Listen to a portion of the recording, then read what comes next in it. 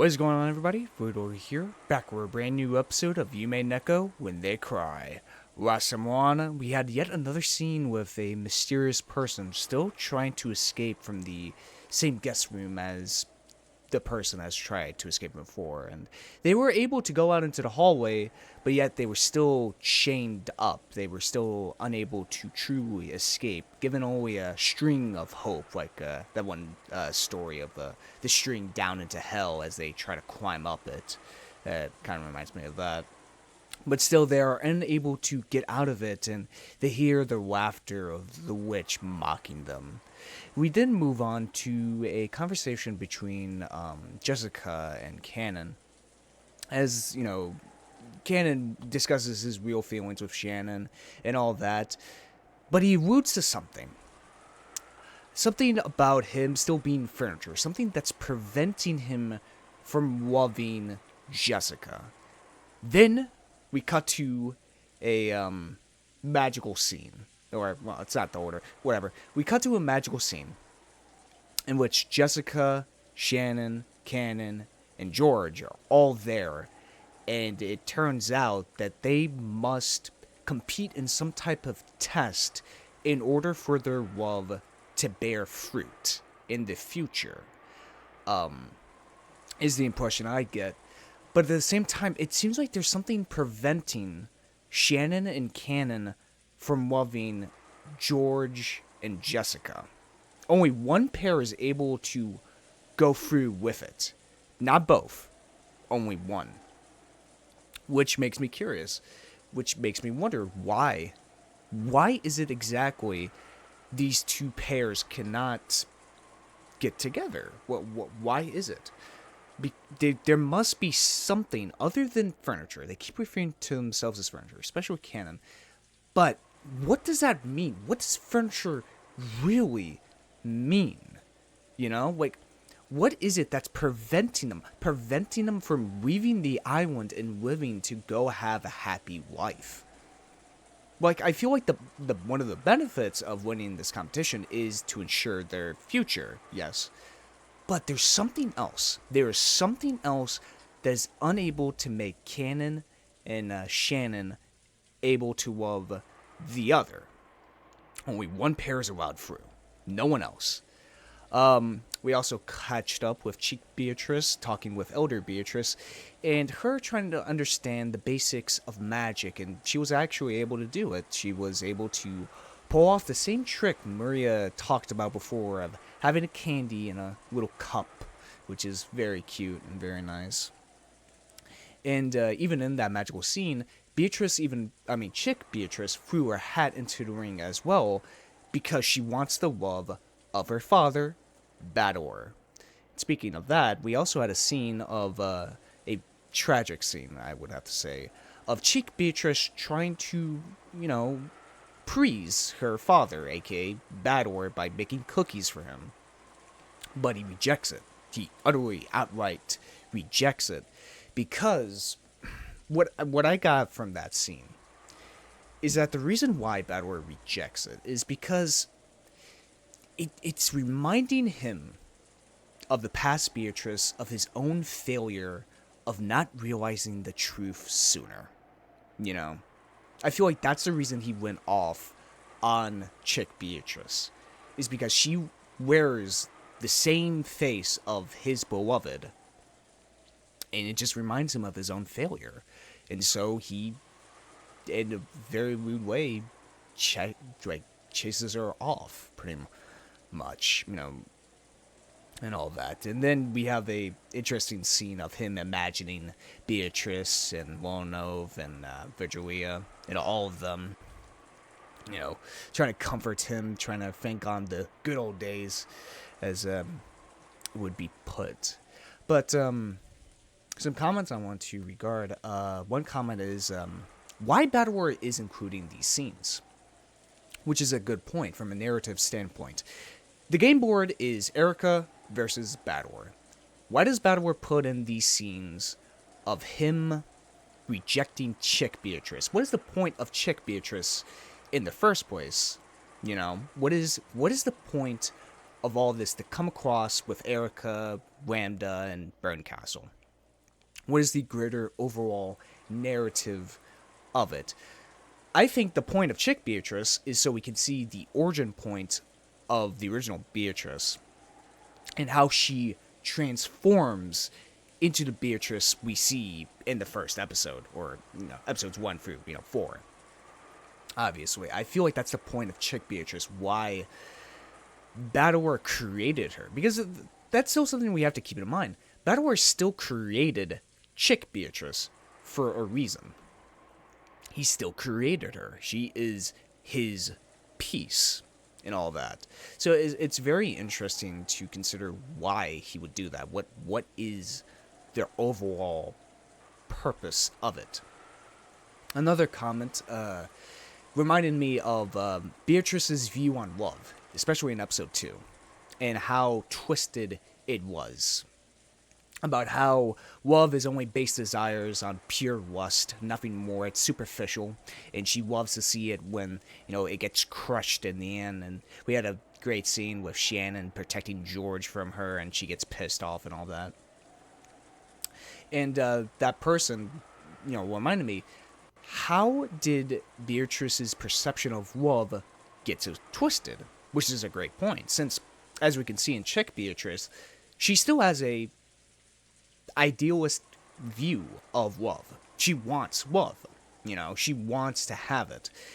Yet the older Beatrice we see in episode 2 hates love. She absolutely hates it. She has a twisted view on it.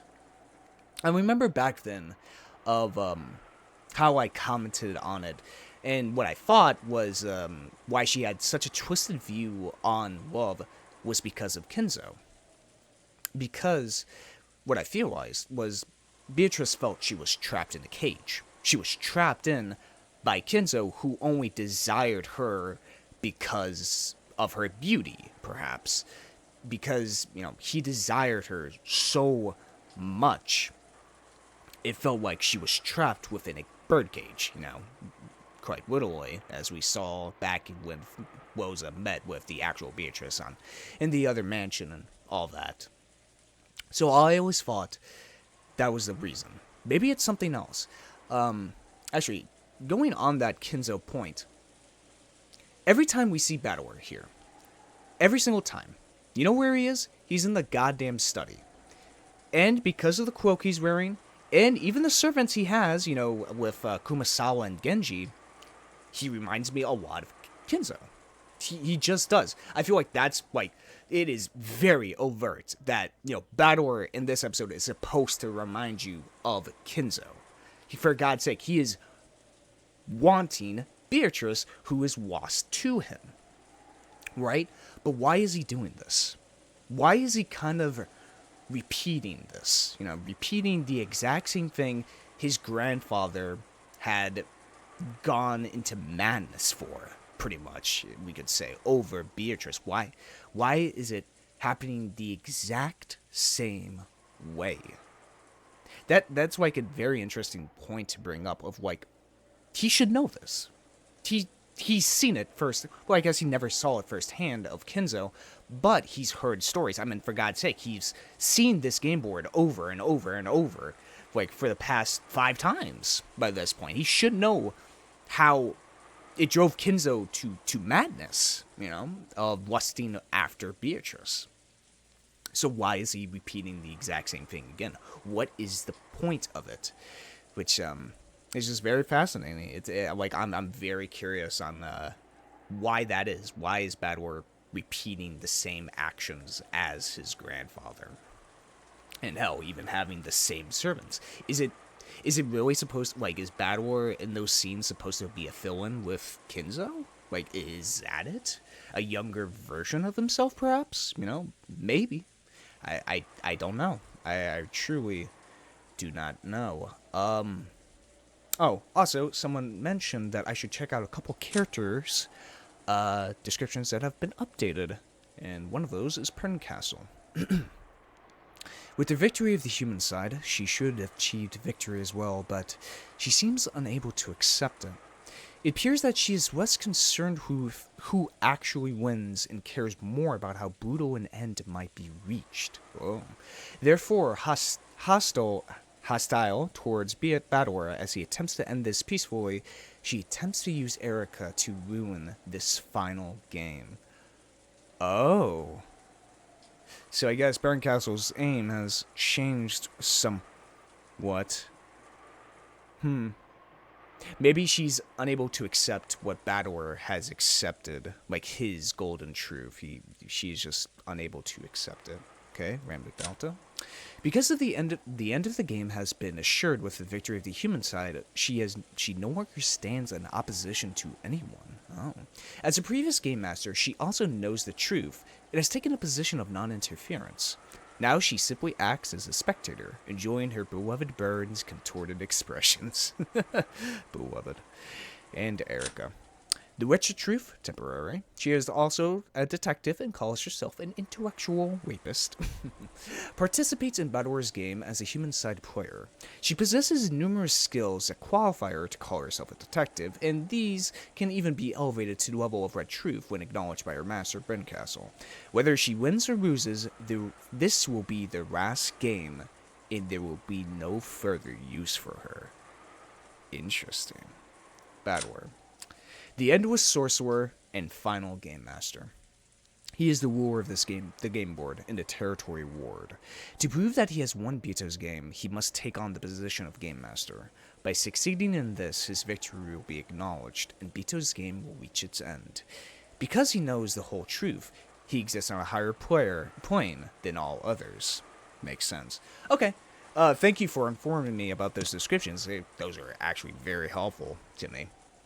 Especially to explain, like, Rama Delta has pretty much given up by this point, which I guess makes sense. But Barncastle doesn't accept Bador's truth, huh? And all that. And was there any other comments I wanted to mention? I don't think so. No, there's nothing else of importance. But one last thing I want to mention is how this episode is going. I can see why this is a kind of controversial episode. Because right now we're in Chapter 9. And we still haven't gotten to the first Twilight murder. I think we're not going to get to any of the murders this episode. I really do not think we are. I don't think that's the point of this episode. I think the point of this episode is to showcase love. You know, we've seen it everywhere. Bador and his beloved Beatrice's, unrequited love. George and Shannon, Jessica, and Cannon's. The theme of this episode is definitely love. Like, that's the overall message of it, and the truth of what that love is. Which I'm completely fine with. Like, honestly, I'm completely fine with this. Like, I like the murders. I mean... It's a bad thing to take out of context. No. But I enjoy the murders, right? But I enjoy the characters much more. So I can definitely see why this could be a very contentious episode to many players. Since, like, hey, where's the damn murder scenes? Huh? Where's the locked rooms? Where's the mystery? But really, this episode is a very like heavily character-focused episode compared to the others, even though those have also been character-focused, but this one especially has been very heavily character-focused. Not a lot, the plot hasn't moved along that much, but it's just focused on characters, kind of like season 2 of The Walking Dead, which is one of my favorite seasons. But hey, I've been enjoying it. It's been very interesting to consider, so I want to get to know the damn truth. What is going on? Why can't Shannon and George and Cannon and Jessica get together? Damn it! Why can't they? Why can only one pair get together? Huh? What's going on? What the fuck's going on? Let's get right into it. Erika returned to the room that had been given to her on the second floor of the guest house. The next room over was empty. It was very quiet there. Even pressing her ear against the wall wouldn't help her listen in on the voices in the cousin's room. Even with hearing power boosted by the detective's authority, it would probably be impossible to make out anything. And actually, to emphasize the whole point of this episode being focused more on the characters, we have Erika, which is, the detective that wants the murders. She wants the, quote unquote, main plot to move along. There's actually a funny comment last episode about how Erika complains of character interactions, even though character interactions in this entire game have been filled with foreshadowing and such.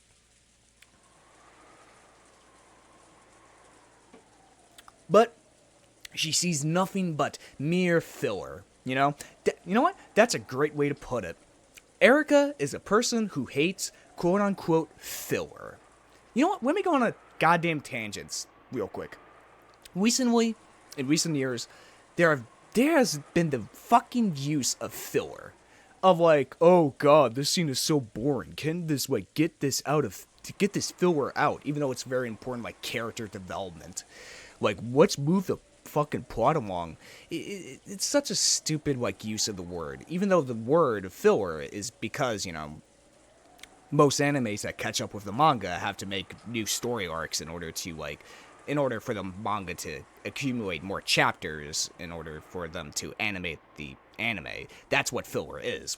There are filler arcs in, shonen manga, shonen anime like Naruto, One Piece, and Bleach, right?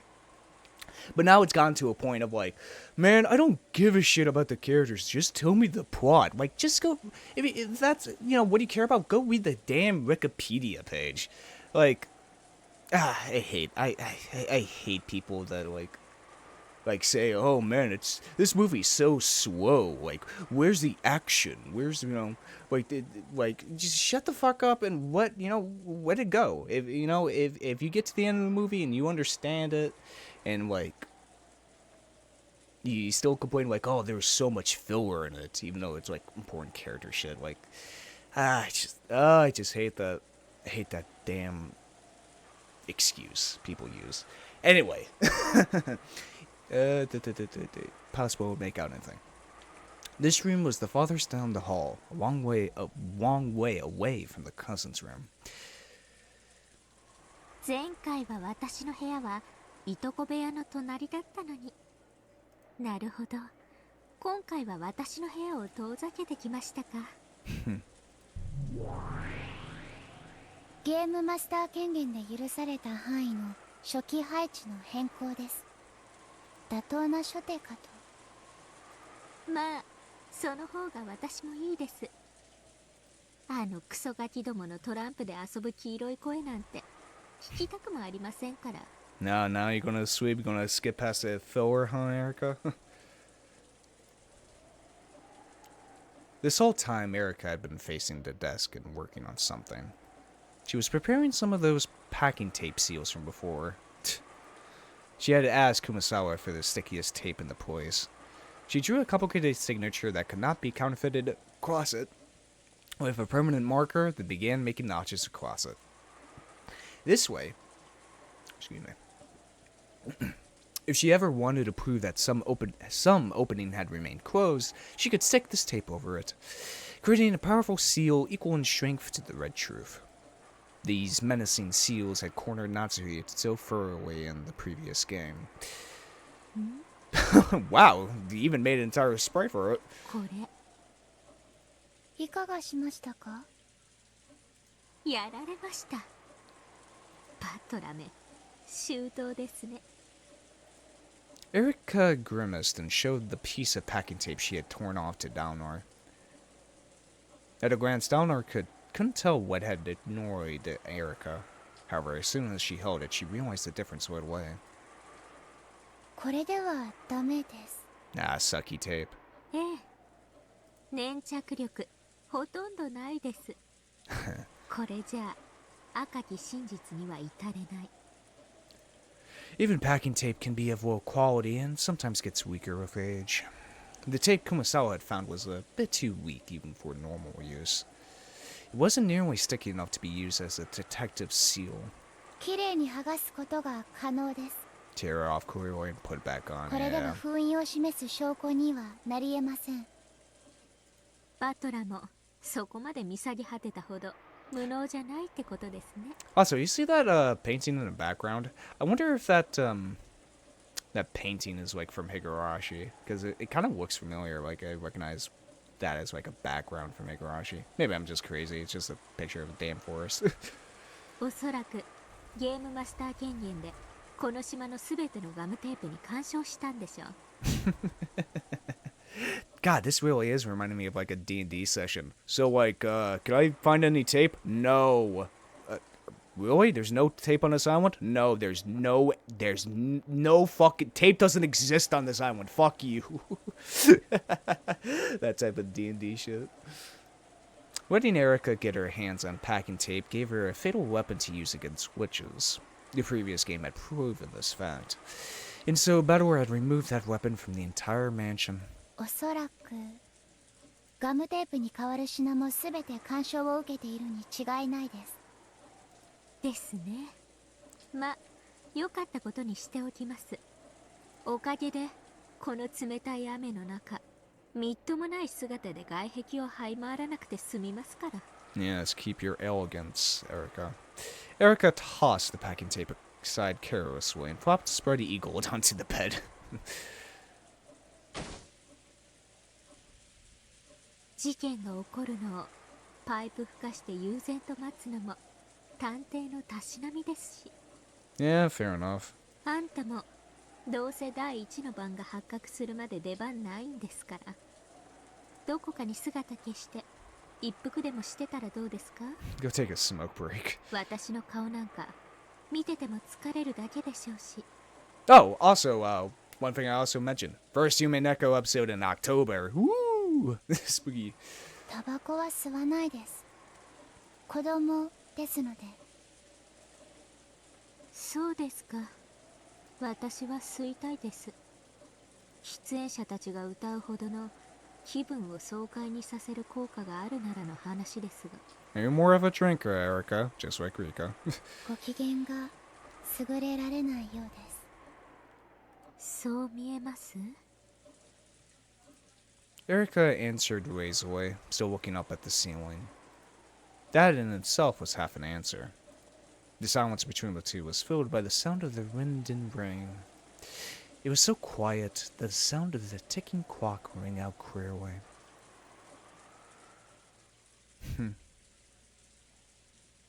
エリカ卿、お尋ねしてもよろしいですか？内容によります。多分ノーですが。No, that's the guy. 一応暇つぶしに聞いてあげます。何です？ Maybe Erika was bored too. Or perhaps the sound of the rain was making her sentimental. She agreed to listen to Dlanor, which was very unlike her. なぜエリカ卿は魔法を嫌われるのです？ああ、 Good question. さっきの下のマリアとのやりとりの件ですか？あんなの子供騙しのくだらない手品です。誰だってわかっています。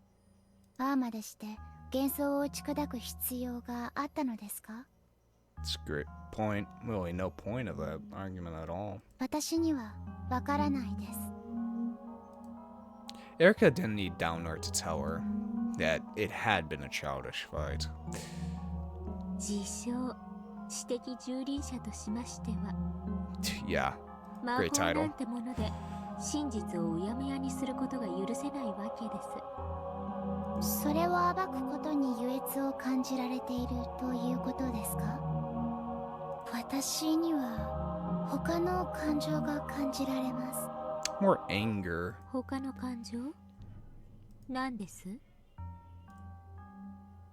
優越というよりはもっと何か別の負の感情を感じます。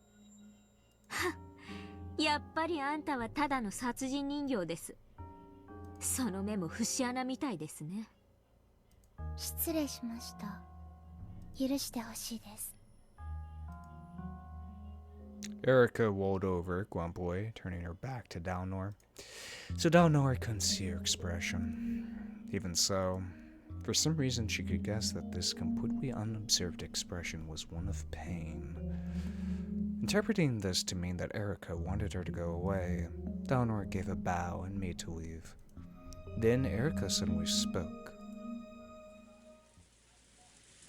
The words seemed so utterly out of place that Dlanor doubted her ears, and she had to ask Erika to say it again. 今、何とおっしゃいましたか？あなたのことが好きです。Whoa, huh? It really did seem utterly out of place. Dlanor wanted to see what Erika really meant, but the letter still had her back turned and her face was out of sight. ありがとうございます。以前は別の子と付き合っていましたが、今は完全に切れています。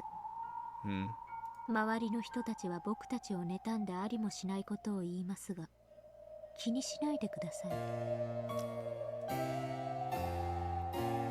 俺は君に生涯のすべてを捧げるから、君も俺にすべてを捧げてほしい。Well, isn't this out of the blue? 二人で一緒に幸せになろう。Dlanor avoided asking what she was talking about and stood there in silence. For a while, Erika kept on dully and emotionlessly repeating soppy phrases that might have popped up in some shoujo manga. Then, unexpectedly, she once again followed up with a complete non sequitur. 新しい財布。 Wallet? Of course, she had no idea what Erika was saying. However, with her back still to Dlanor, Erika kept on saying disconnected words. 変な猫のキーホルダー。趣味の合わないアロマオイル。演劇の先輩に借りたという趣味違いの音楽テープ。 What? 先輩の付き合いで断れなくて、急にバイトが入っちゃって、ダチの電話が長くてなかなか切れなくって。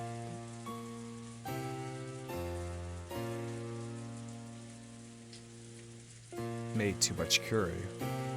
Went to feed her practice too more often. The way he folds paper towels. Things I've already eaten. He knew more about cosmetics. Sorry I was sweeping. The toilet seat was left down. He spent the night over at his stage friend's place. My acting friends had a party here earlier. Someone must have left it behind. The drain and sink were cleaned out. Receipts and point cards from places he never goes. All the signs of a cheating lover. The muddy soles are evidence that you went out on Sunday when it was raining. That matches a strange symbol in the calendar. None of your theater friends have hair this long. That's a weird question. How do you know the plot of a movie you haven't seen yet? Evidence, circumstantial evidence, observation, surveillance, tracking, tailing, information gathering, wiretapping, asking around, questioning. I found tons of evidence that I loved you. I found tons of evidence that you loved me, but I can't find any evidence that you haven't been cheating on me.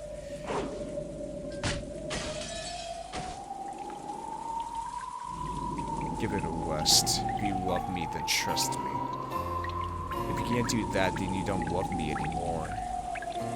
How could I love someone like that? I'll treasure you for all my life, and I want to do well in theater just as much. You said you liked seeing me act, right? So why are you telling me to stop acting now? Why do I have to choose between you and acting? What's wrong with you? I'm seriously worn out, okay? Come on, if all we do is fight when we see each other, maybe we both need some time to cool off, okay? I need to concentrate for my next performance anyway. This girl working with Senpai suddenly said she wouldn't be able to perform. I need to rewrite the script by tomorrow. I don't have time for this. And anyway, if you really find it that hard to trust me, we're through. Stay away, just go home, bitch. I don't love you anymore. Don't cry, damn it. It's disgusting, just die. Stop shouting, damn it. You're annoying the neighborhood. Just get the hell away from me and never come back.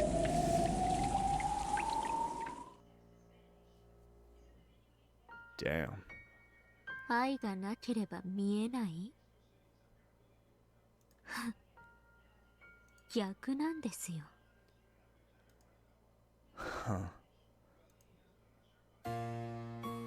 愛なんかあるからありもしないものが見えてしまう。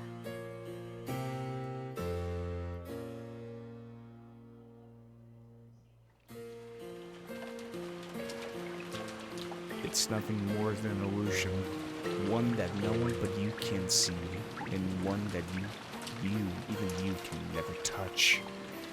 Without love, humans would never need to sift through truth and lies. Because we can see things like that, we doubt, we suffer, we cry out loud.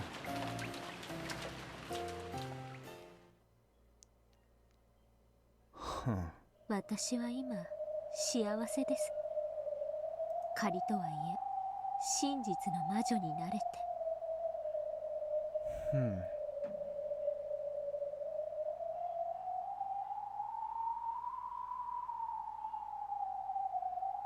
So the reason why she wants truth so much is so she can be right.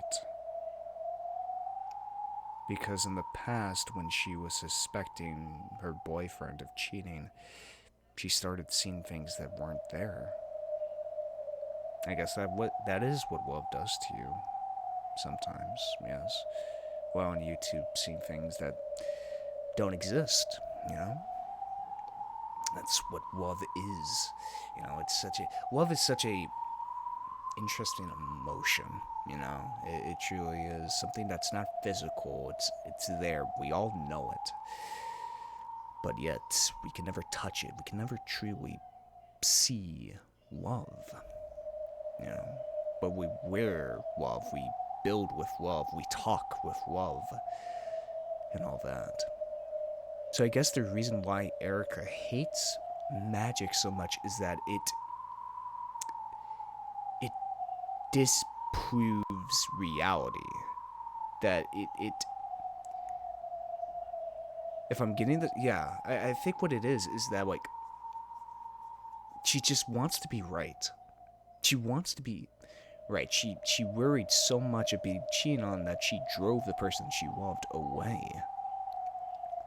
Because she was trying to see something that wasn't there, a boogeyman, a ghost. And she connected the dots of all these little insignificant things, and she came up with a theory of, you must be cheating on me. Now, is that the truth or not? We may never know. You know, that's one of the things of, you know, is someone cheating on you? Is someone talking behind your back? You may, you know, if you think with that point of view, you start to see things differently, right? You may see things here and there that, like, oh, because this person said this, and they did this, they must be talking behind my back. They must be. They have to be. They hate me. They all hate me. They have to, you know? Once you go with that perspective in mind, you start to see things that aren't there, you know? And I guess that's what Erika is. She looks from only one certain perspective. She only looks from one point of view. That point of view is reality. A harsh reality she looks through. 今の私はもう赤くない言葉に苦しめられなくて済むのだから。And because Erika doesn't have trust. In order to have love, you must have trust. But she doesn't trust anything. She trusts only red letter words. She trusts only evidence.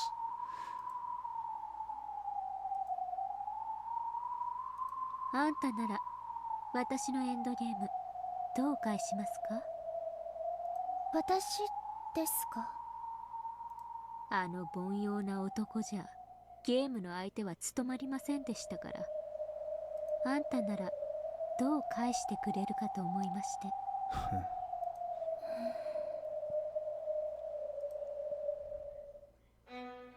Dlanor was suddenly thrust into the position of Erika's opponent in the witch's game she had once challenged that man to.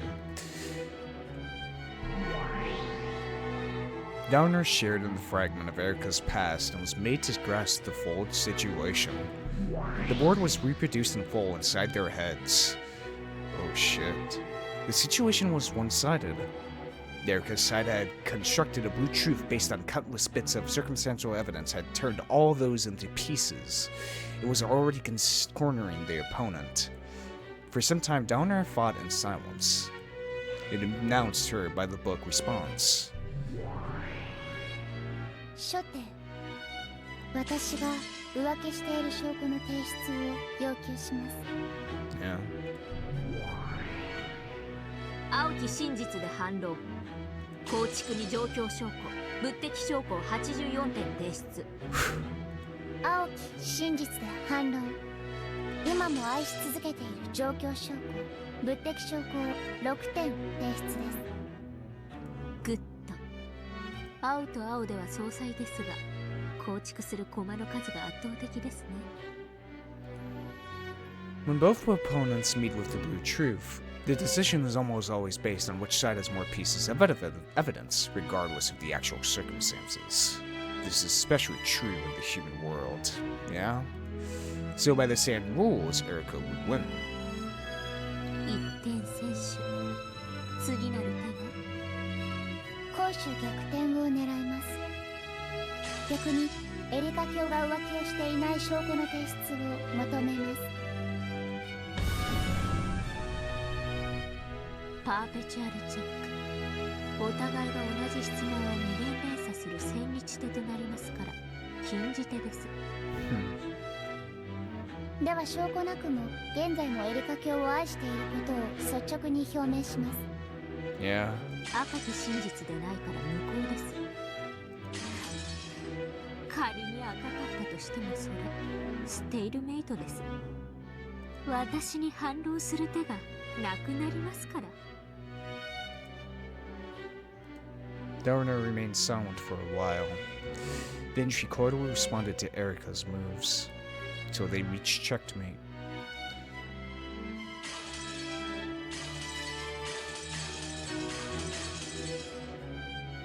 A stalemate is a forbidden move in the game of witches, since it means the ruin of the game. However, in chess it also represents a draw. Because of this, it's a splendid final move that a weaker player can pull off if they're unable to win outright. In this situation, Erika clearly had the advantage, so it was natural that Dlanor would seek a stalemate to obtain a tie. However, that would only be the case in chess. In the game where witches fight over the truth, it's a forbidden move. So it was already checkmate from the very beginning. Dlanor had no way to turn the game around. AKA, you can't really change someone's mind. It's the best way to put it. You can't really, once someone has enough evidence, you could say, of, their own points being proven, you can't change their mind. You cannot, no matter what way you try to counter it from. There's just no way to do it. However, regardless of what the real truth between the pair of them had been, this game would be... 他に手は真実を守る魔女狩り大司教。いえ、デザインです。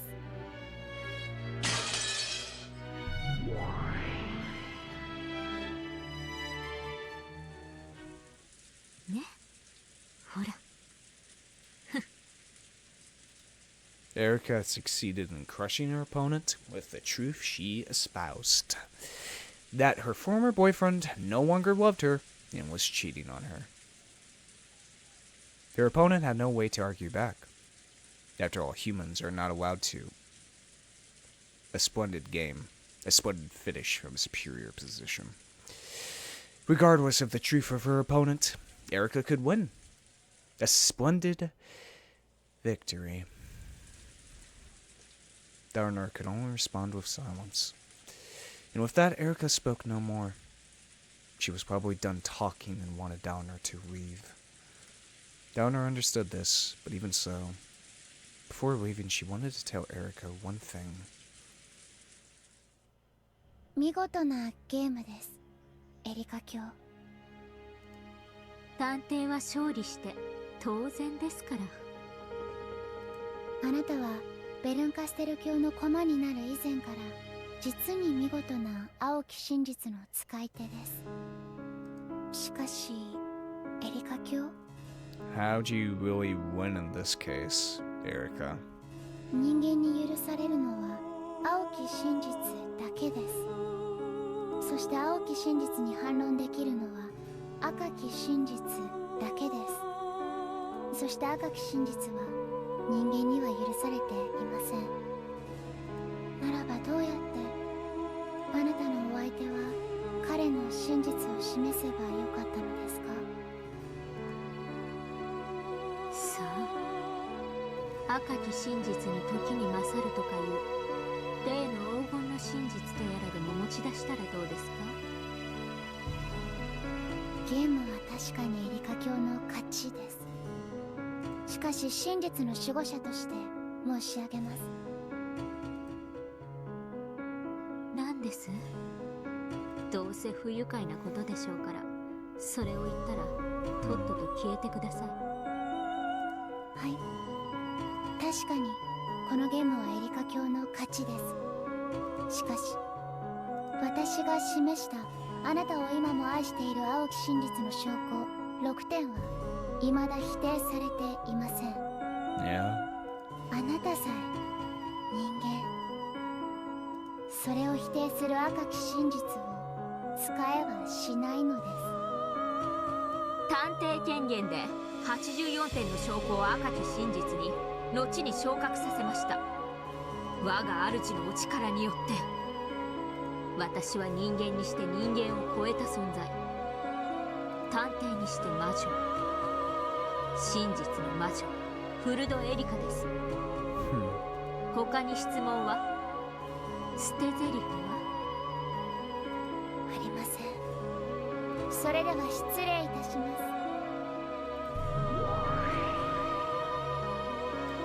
Dlanor bowed and disappeared. After that, all that remained was a single witch of truth laughing off a bitter past with an equally bitter smile.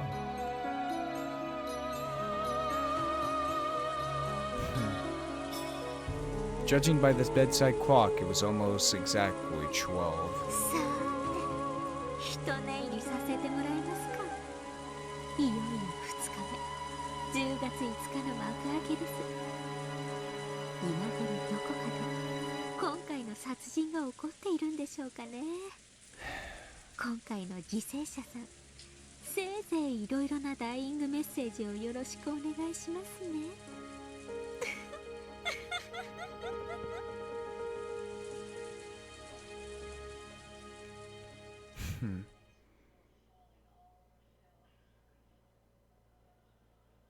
Interesting.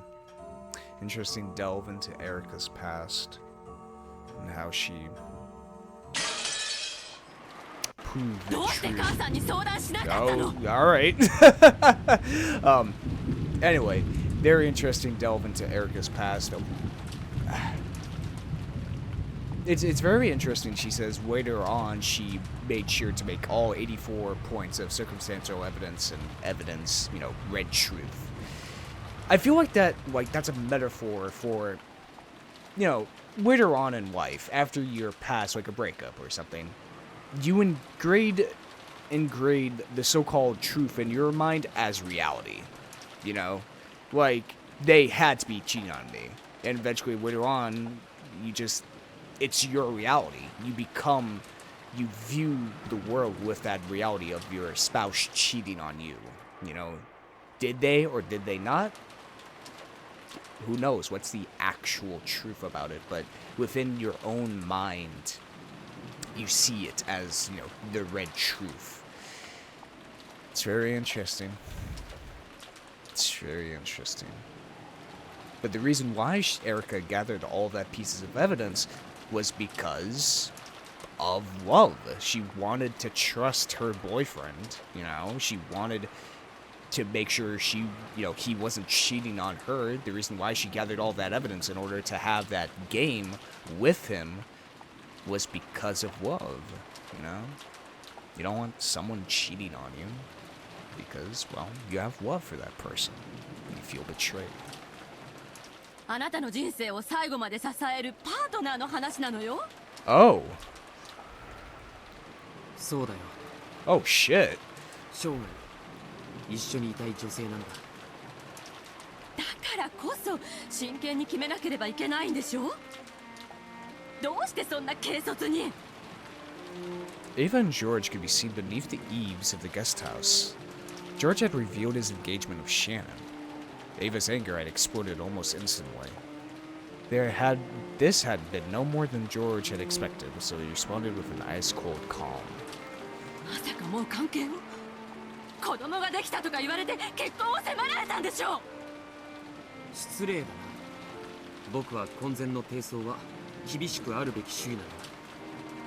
じゃあどうして婚約なんて。僕は求めた。彼女は受けた。それで成立じゃないか。違うわ違うわ。結婚はね、あんたが思ってるような漫画か何かみたいに簡単なものじゃないの。先方のご両親は、両家の交流は。Well, isn't she an orphan? あんた野良猫じゃないのよ。後ろ宮ジョージなのよ。ひょっとしたらおじい様の後継者に指名されるかもしれないこの時期に、どうしてそんな軽率な。どうして母さんに相談してくれなかったの。今こうして相談してるよ。いや、相談じゃないか。 Tell him. これはただの報告だね。おじい様の後継者に指名されるのは全く期待してないよ。いや、むしろ辞退したいくらいさ。僕は自分の国と城を父さんがそうしたように何もない原野に築き上げたい。あのね、父さんが今日までどれくらいの苦労をしたのか分かってるの。あんたが真似てできるようなことじゃないの。今日までどれほどの運や偶然に助けられたことか。そして母さんという良き理解者の伴侶がいたからよ。サヨは僕を支え、より強く生まれ変わらせてくれる人だ。母さんがたくましくなったと褒めてくれた今の僕は、彼女。はあ、いいジョージ。とにかくここは一度母さんに任せなさい。頭を冷やしてよーく考えて。シャノンちゃんだけがあなたに好意を持ってるわけじゃないのよ。お見合いしたあゆみさんだってあなたのことをとても気に入ったそうよ。初耳だね。あなたも分かってると思ってたのよ。先方のご両親も大変あなたのことを気に入ってるそうよ。もしあなたに父さんのように一国一城を築きたい夢があるなら、その手伝いができるのはあゆみさんの方でしょ。彼女の気持ちを裏切るの？裏切るも何も、僕はあゆみさんと特に交流があったわけじゃない。お見合いをして、その後親たちが勝手に盛り上がってるだけじゃないか。Yeah, that's usually how marriage arrangements go. 数度無理やり引き合わされたけど、僕たちは互いに目さえ合わせちゃう。 Can't force love, baby. あゆみさんは育ちのいい奥ゆかしい女性でしょ。男性のジョージに目を合わせるなんて恥ずかしいしぶしつけでできなかっただけよ。あなたが目を見て話してくれなきゃ気持ちが感じられないと言うなら、彼女にそう注意するわ。きっとこれからはあなたの目を見て話してくれるはずよ。あゆみさんと結婚させたいんだ。それが母さんにとって利するからさ。It stings, but it's true. 母さんの縁談には僕の気持ちがわずかほども含まれているね。ジョージ、どうしてそんなことを言うの。母さんがあなたのことを考えないことなんてあった？ないでしょ。親という漢字はどういう字？木の上に立って見ると書いて親なのよ。母さんたちはね、あなたよりはるかに高みから人生の遠くまでを展望してるの。そしてあなたが若さゆえの一時の感情で間違った道へ進もうとしているのが見えているの。だからこうして憎まれることを承知で言ってるのよ。あんたがどうでもいい子だったらこんな喧嘩しないわ。どこの変な女とでも勝手に結婚しなさいって放っておいてるわよ。ねえジョージ、母さんに全て任せなさい。もうあなたはシャノンちゃんに会わなくていいわ。母さんたちで話をつけてあげる。大丈夫よ、シャノンちゃんにも悪いようにはしない。だってジョージに成長のきっかけをくれた人だものね。ちゃんとそれに配慮してあげるから。だからあとはもう母さんたちに任せなさい、ジョージ。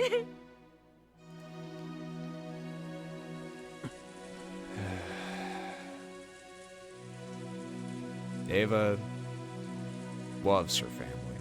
She loves George. And this is coming from a genuine place for her son's well-being, really. You know, it's the job of any parent, isn't it? For the well-being of their children. Maybe it's part of her, that little spark of young Ava within her that wants to succeed over Klaus, perhaps. But that's only a small part of her. She just wants the best for George. You know, she does. I mean, we've seen it. We've seen how she reacts to George's death. You know, still doesn't explain episode 3. How did George and Hideroshi die if she was the culprit?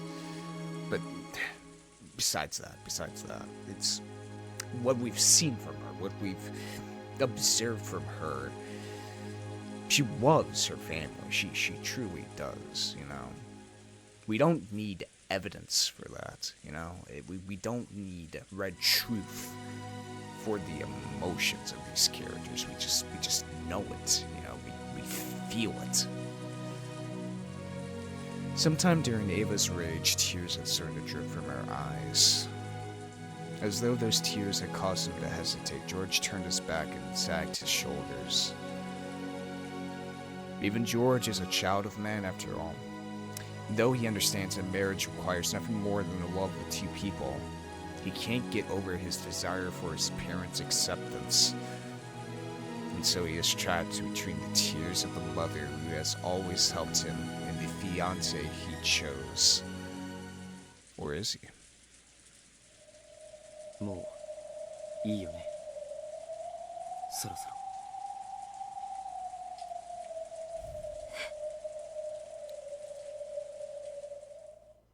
今日まで。Oh shit! This is the fucking song I put at the end screen of these videos. Oh shit! I think this is the first time we're hearing it. 立派に育ててもらって本当に感謝してる。僕もこう思って親になったら母さんみたいな親になるよ。子供のために本当に戦える世界で一番尊敬できる親にね。ジョージ。With his back still towards her, George threw away his umbrella and slowly stepped out from beneath the eaves into the rain. Then he slowly turned around. It was, without a doubt, the familiar face of Ava's beloved son. However, he was now his own man, self-controlled and independent enough that their blood connection might be forgotten. そろそろいいかな。何が？お前にしていいんじゃない？ Oh shit.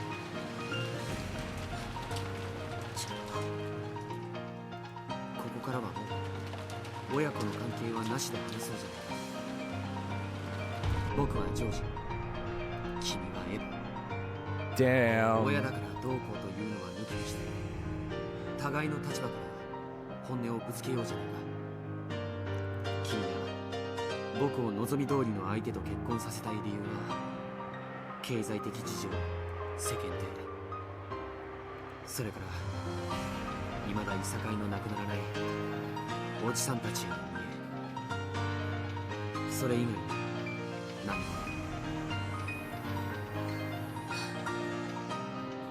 いっそそれをすっきり認めてくれた方が潔いよ。僕はこれから僕の立場だけで語る。 God, that is the first time we've seen George with such a hatred in his voice. I 君 mean もそうした方 eyes. がいいんじゃないかな。負けるよ、君。 No traces of love or respect for his mother remained in George's eyes. There was only a frigid glare as he gazed ruthlessly down at the witch who was trying to bind his future. ジョージ、どうして母さんをそんな目で見るの？今僕は母さんを見ていないからさ。僕の目に映っているのは、僕の選び取ろうとする未来の前に立ちふさがる試練の壁だけさ。母さんだって人間だ。夢や野心があった。それを今も追い続けているのを知ってる。そしてそれを素晴らしいと思う。自分の夢を決して諦めないことの大変さを僕たちは知っているのだから。 So I need to inherit your wonderful strength. I've learned a lot from my parents, my friends, and Sayo, and I've grown. その最後に並び獲得して完成されるのが本当の後宮ジョージという男なんだ。 Shit. 僕は今あなたという最後の壁を越える。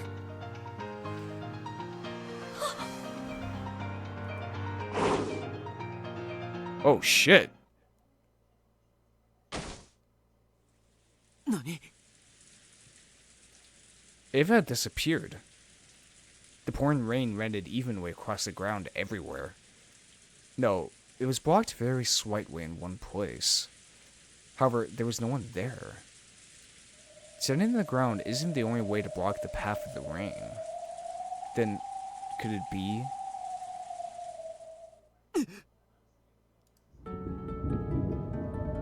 Oh, shit.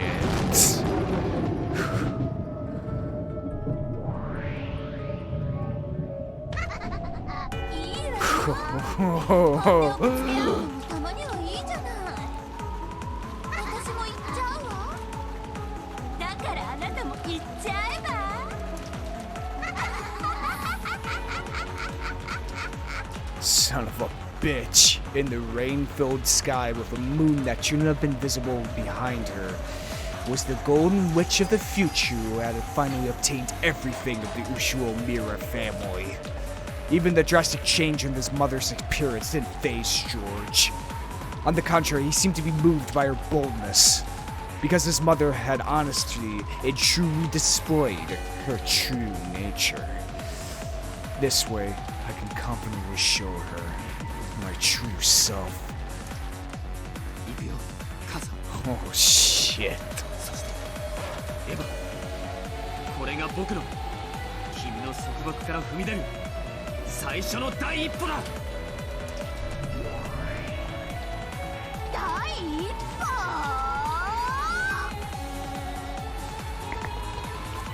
With that first step, he felt something odd beneath his feet.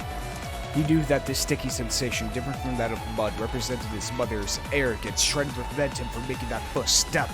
小さい頃お話をたくさん読んであげたわね。あなたが大好きだった西遊記覚えてる？懐かしい。多分僕が一番最初に愛したファンタジーだ。Sun Wukong, the Monkey King, wanted to become a god and was tested like Buddha. If you could jump free from the palm of my hand, I will acknowledge your wish. Then Sun Wukong managed to reach what he thought was the end of the world and found 5 pillars standing there, only to discover that they were Buddha's fingers and that he still hadn't left Buddha's hand. 僕が母さんから決別すると宣言した第一歩、それだと言いたいわけだ。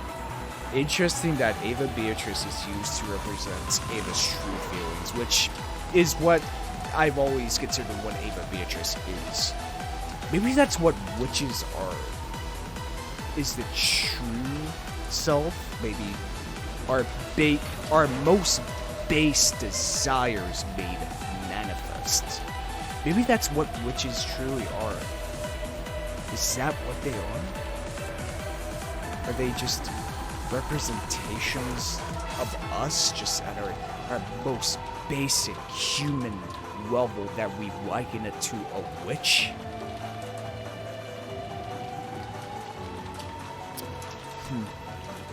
I wonder.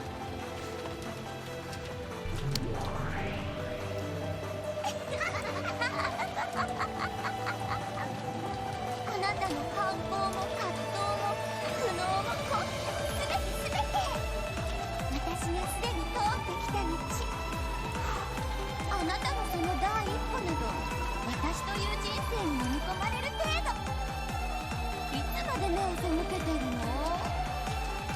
見ちゃえば足元。 Shit. At George's feet, on the pitch black earth soaked by the pouring rain, was what appeared to be a slightly wood sash that glowed ominously and blocked George's first step. It was deep and viscous, and it held George's foot in place.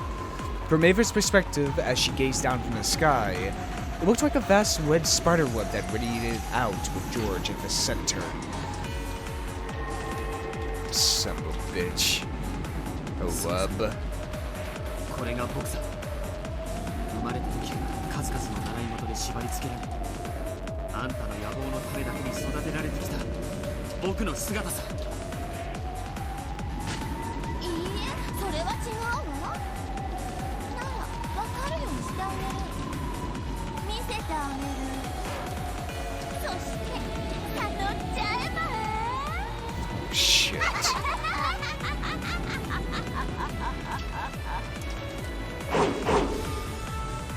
The vast red spiderweb in the ground scooped up George as easily as scooping scum out of a pot.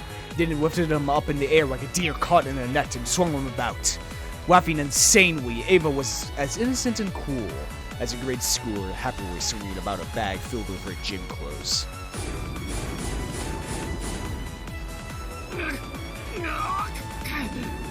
Shit.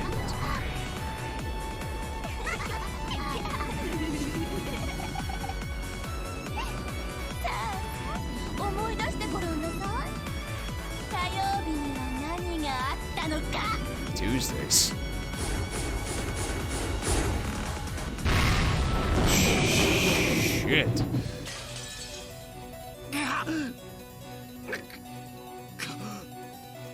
覚えてるさ。ピアノ教室で。Ah. 今でも猫の声を聞くと背中の毛が逆立つね。幼稚園の頃はバイオリン教室だったわ。できる子はやってそうでしょ。あんた才能なさそうだったからね。途中でピアノに変えたけど。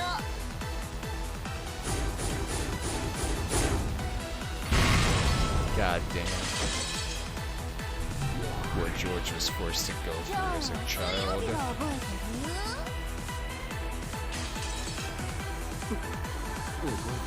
In order to go through hell, in order to impress others. 進学塾の日だ。遠くて通うのが苦痛だった。じゃあ木曜日は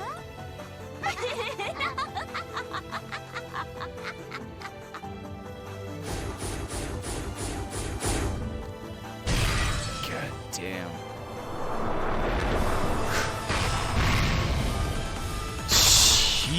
this. 補習塾だわ。暗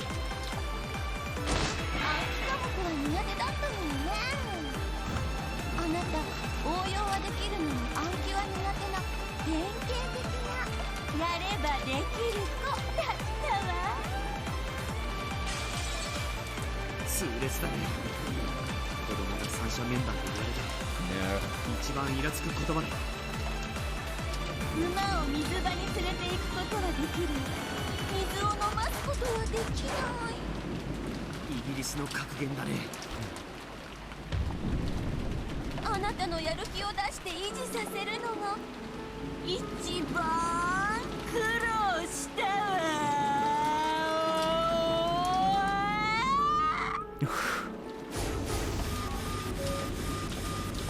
God. Oh, shit.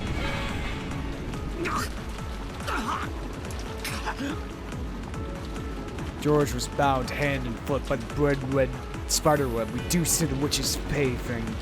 She instantly swung him around and smashed him about, all with an insane laugh. Again and again. I wonder the reason why George is seeing Ava Beatrice is because he views his mother as an obstacle he must overcome.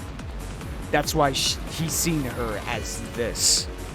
He sees her as something to overcome and is now remembering all the things that she put him through as deterrents, as horrible things that he had to go through in order to please her. But what if we saw from Ava's point of view? You know? The reason why she did all this. You know? The reason she did all this to make George into a better man. You know? Into a better student. You know? I wonder what she would see from this.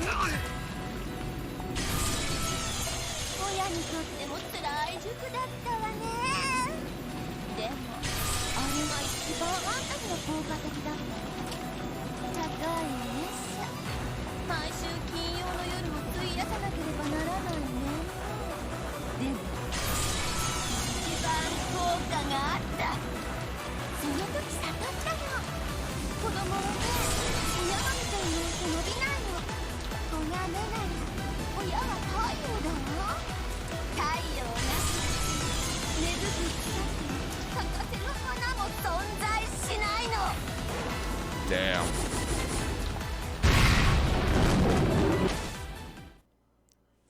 Still bound hand and foot, George was thrown, slammed, and smashed. He could do nothing.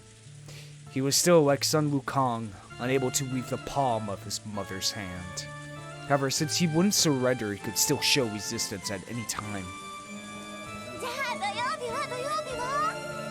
家庭教師が来てくれてたね。向こうから来てくれるから楽だったでしょ。聖域である自室に毎週他人を迎え入れるのが苦痛だったよ。先生が帰った後に残る汗の匂いが今でも思い出せるくらい嫌だったね。Jeez. あなたに学習姿勢を叩き込んでくれる素晴らしい先生だったわよ。弁護士の相談費用並みのお月謝を払った甲斐が本当にあったわ。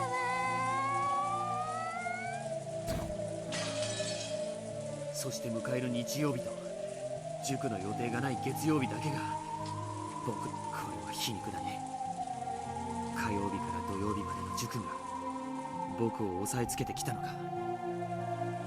まさに僕は孫悟空だったわけだ。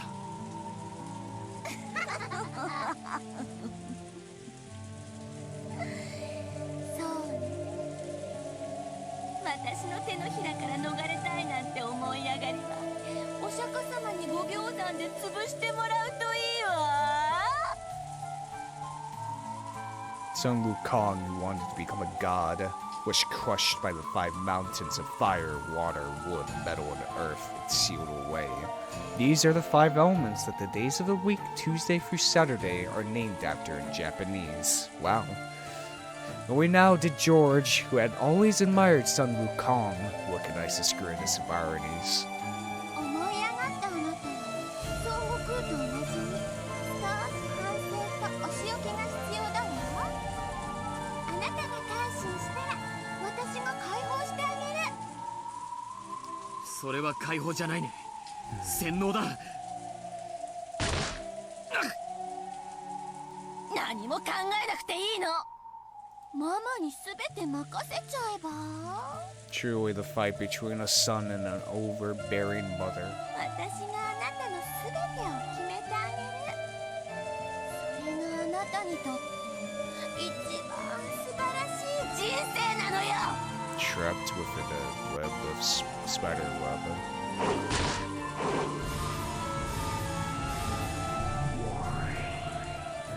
世界で一番知的であなたのために全てを捧げてくれる女性を用意してあげる。全ての成功もそれに至る道も全てママが用意してあげるわ。そしてやがては後ろ宮家で最高の名誉である当主の後継者にあなたは指名されるの。それから初めてあなたは自分の人生を始めなさい。第一歩。笑わせないでよ。あんたはね、まだ生まれてさいないのよ。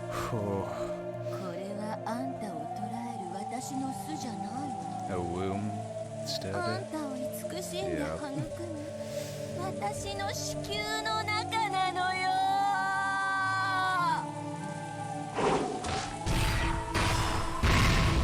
Damn, George was slammed against the ground over and over. It was a heartless atrocity, unlike anything one would expect a blood-related son to receive. However, in Ava's eyes, perhaps even this was a sign of love for his precious son. The human-shaped lump of flesh wrapped in the red bag was slammed over and over and then thrown high into the air, where it was caught in a massive spiderweb in the sky, still covered with flesh blood. While he hung there as though crucified, George didn't even twitch, even if he had some power to resist remaining to him. The red web pinning him there would have held even that in check. The rain, which had been falling non-stop since the beginning, quietly tormented and pitied George. ご行山に封じられてしばらく頭を冷やしなさい。シャノンちゃんが悪い子だからやめなさいと言ってるわけじゃないのよ。彼女はジョージに青春と成長のきっかけを与えてくれたとても良い子だわ。でも後先を考えない婚約は別の問題よ。相手が彼女だからいけないと言ってるわけじゃないの。それを分かりなさい。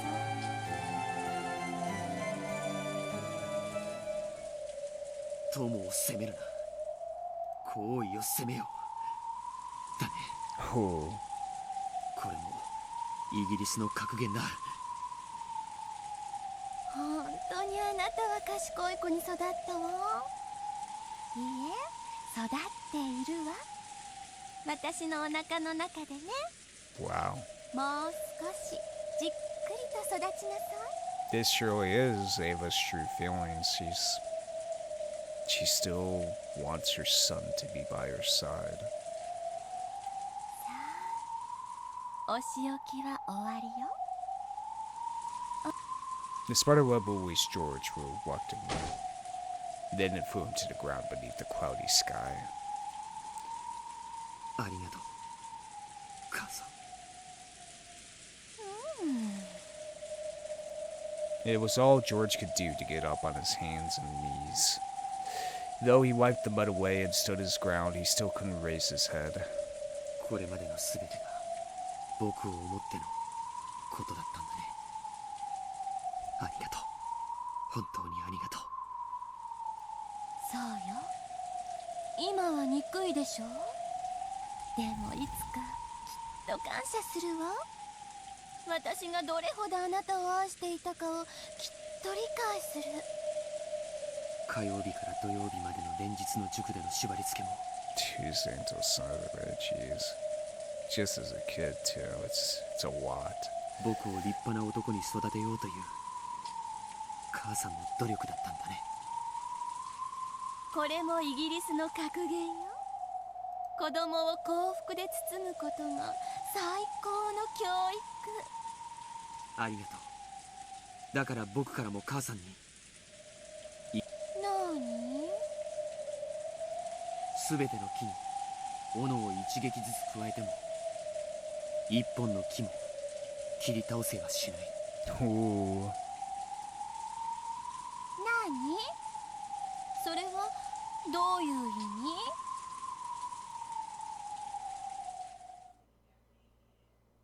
こっちの方がいいかな。学問に時間を費やしすぎることは怠惰に過ぎる。フランシス・ベーコン。 The man, drenched in mud and blood, straightened his crooked glasses and slowly stood up. Though he was covered in filth, his appearance had a divine quality to it. Something that could only appear in a self-controlled man, not one who had merely been dozing in his mother's amniotic fluid. 僕がサヨから学んだことは数えきれない。僕は彼女の前で初めて勇気と男気と向上心とウィットとユーモアと、それからちょっぴりのおしゃれを学んだんだ。皮肉だ。母さんが僕を立派になったと認める要素のほぼ全てが母さんの教育の賜物じゃないか。 Whoa. ジョージ、あんたまだそんなことを。戻してあげるわ、母さんの子宮に。 Oh, そ damn. してもう一度温かな海で育て直してあげる。 As Abel howled, a bright red spiderweb appeared at George's feet once more and tried to scoop him up into the air again. However, at that instant, a powerful magic circle could be seen in the area surrounding George for just a moment. Faster than he could be scooped up by the spiderweb, George jumped, and with a sharp kick of the heel and a magnificent forward flip, he cut the shackles of that spiderweb apart. Damn.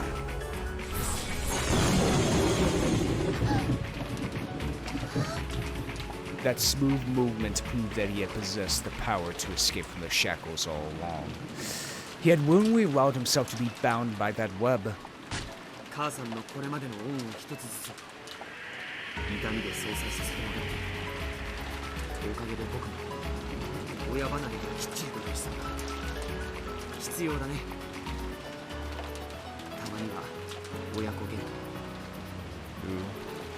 ジョージ、私にどうしてそこまで逆らってあんな小娘と。必要なのはやはり母さんの子離れなんだ。じゃあそろそろいいかな。 Damn.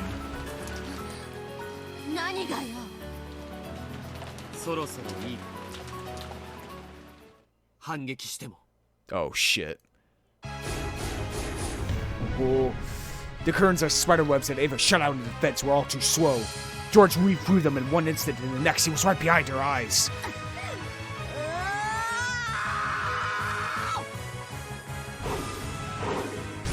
God damn. Ava jumped out of the way of a kick that would have knocked her feet from under her, then blocked the second half of George's double roundhouse with a high kick of her own. 母さんの習い事で一つだけ感謝しているものがある。それは何曜日のかしら。長期休暇のために集中的に習わされた武道教室の数々だよ。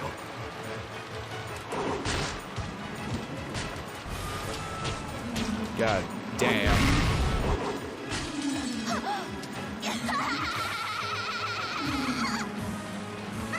しいわ、ジョージ。たった一つでも感謝してもらえるなんて。母さんは嬉しいわ。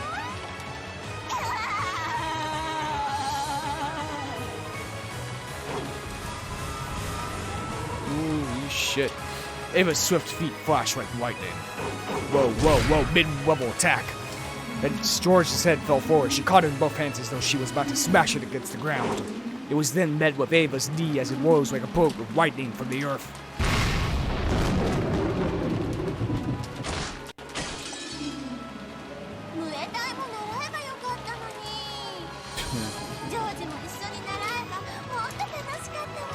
Old-fashioned fight. そうだ。母さんと一緒に武道を学ぶときが一番楽しかった。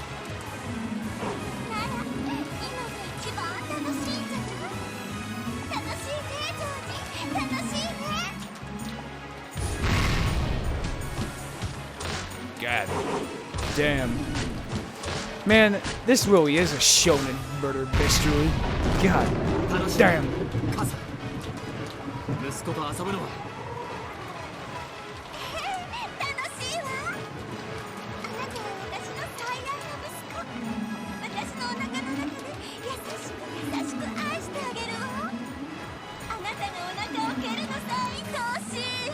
Wow. 了解だ。だがその蹴りはお腹の外からになるけどね。George's knee buried itself in Ava's abdomen.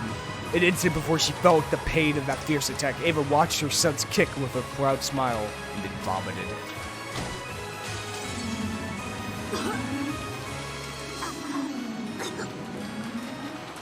母さんももう年なんだから、いい加減そういう若い子向きの服は自重した方がいいんじゃない？ Whoa.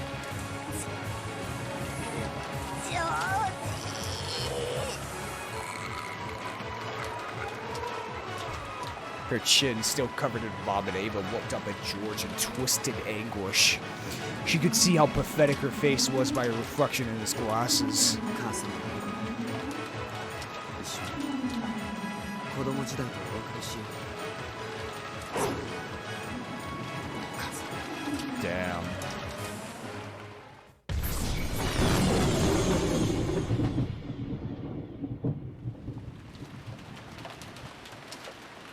The fierce widening and rain made time freeze. George's beautiful kick had stopped an inch from Ava's chest. However, the power of the red magic circle surrounding George had already pierced Ava's body. Though he had stopped without hitting her, blood poured out of Ava's back. No wound had been left on her chest, but her heart had been punched through. Indeed. Because the love... No. It's because that part of her heart that was punched through was the love for her son. And he had finally left. Ava slumped backwards and landed in a puddle with a splash. There was no convulsions. Her life had been ended without leaving her even an instant to writhe about in pain. その辺にいるんじゃないかね。Oh. As he strained his glasses, George spoke to the rose thicket behind him. Then a pitch black hole opened in the air there, and Gap jumped out. 大したもんね。あのエヴァ・ベアトリーチェを継承前とはいえ打ち倒すなんて。やはりいたか。余計なちょっかいを出さなくてありがとう。親子水入らずで過ごせて。まさかいなかったわよ、私は。今あなたが私を召喚したんだわ。 And I want to speak more about that shonen murder mystery, because this really is. Because really think about it. The more, like, you know, on show manga, there's always a... No, each arc, the enemies get more and more powerful, right? This Umineko is a shonen murder mystery in a sense that it, more wares of narrative are added to the game as we go through each arc, aka the episodes here. Because right now I think we're on, like, actually 4 levels of narrative. We have Angie and Featherine. Then we have Erika versus Bador. No. we have, it goes Featherwing, Angie, then it goes the Game Master, so pretty much Battler versus Erika. Then it goes the battle game board itself, and the last like highest point of narrative is us ourselves. Pretty much. So it really is like a shonen fucking manga. どっちでもいいさ。君にお願いがある。聞く義理はあるの？聞いてくれないのか。With his back still facing her, George reset his glasses. The fret in his voice held the solemn presence of a king who could control demons. That presence made Gap gulp, and she licked her lips before bowing respectfully to his back. 私はイケてる男が好きだけど、王女はもっと好きだよ。何なりとお命じを、魔王陛下。Demon King. 後ろ宮家の当主に憧れ、その夢と猛襲に生きた彼女の亡きがふさわしい場所に安置してほしい。じゃあ金蔵の書斎へ。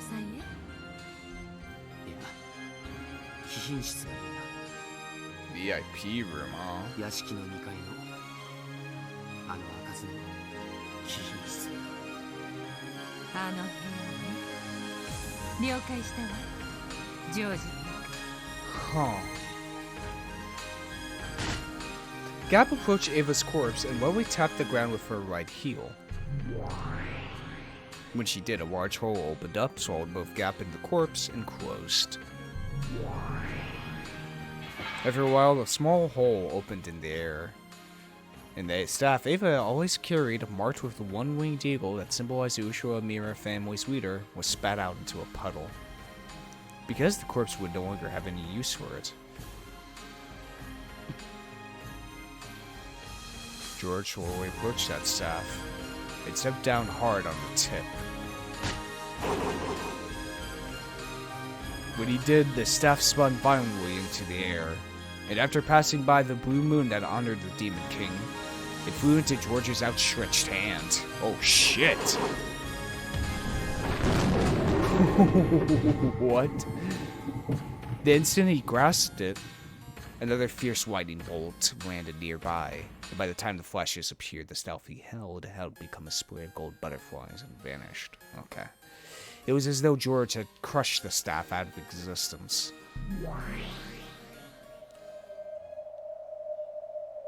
Whoa.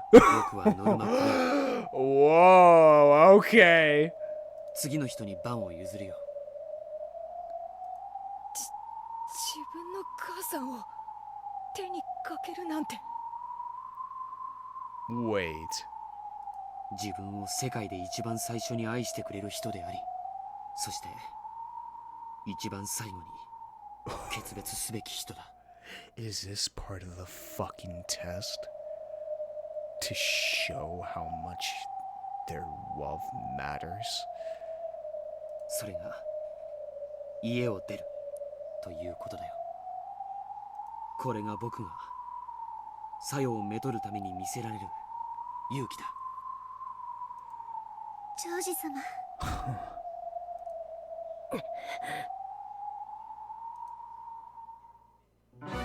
あっぱれなり後ろ宮ジョージ。まずは見事であるぞ。たとえゲーム上のこととはいえ、駒のこととはいえ、自分の母親を殺すのは愉快なことではない。Oh, god damn it, now we're on a fucking anotherwhere. Okay. No, it's the same game board, right? Yeah, it has to be. Yeah, Battler's the game master. Oh my god. Okay, alright. しかし、それが君たちの課す試練だというから、僕は答えて。So, George really did murder Ava. He stared at the two demons.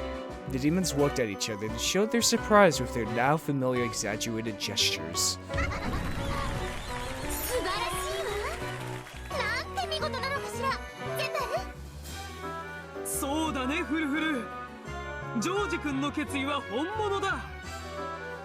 どうやら僕は君を見誤っていたようだね。謝るよ、許してほしい。 George chose not to go along with this theatrical conversation. He just quietly looked down upon the game board, found the piece representing his mother, which was right next to his, and tipped it over. This was the trial that Zepla and Fufia had set for him. So that the love of the pale will stand true, offer up the life of one person by your own hands. Whoa. It was similar to that trial during Vito's games, where they were given 3 options as part of a test to select the next family head. True. However, a pair of lovers will never abandon each other's wives, so they were automatically left with the option of sacrificing the life of another instead. In fact, it was merciful that they only had to choose the wife of one person other than themselves instead of all. And besides, it only meant taking those wives as pieces on the board. For the versions of themselves to whom the game board was the only world, this was a tragic parsay. But to those who stood around the game board in this witch's smoking room, it was never more than a movement of the pieces representing George's will to overcome his parents. However, the fact remained that the demons had ordered them to take these wives, even if it was just within one of the endless fragment worlds. George appeared to have distanced himself from the events on the demon's game board. But Jessica still seemed to resist the idea of stealing another person's wife, even if it was only their wife as a piece on the game board. Okay. Biggest question I have right now is, okay. This is the exact same game board that Bad War's using. Is that correct? Because that's the one thing. Or is this a different fragment? Is this a different game board? I guess it is a different game board since it's represented with a chess set. It would be a different game board. Huh. Okay. おじけづいたか？いえ、バトラさんの望むベアトリーチェはこんなことでは臆したりしません。さあ、次は誰が試練に挑戦を？誰でもいい。次なる犠牲者を選び出してほしい。誰でもいい。次なる挑戦者は名乗り出てほしい。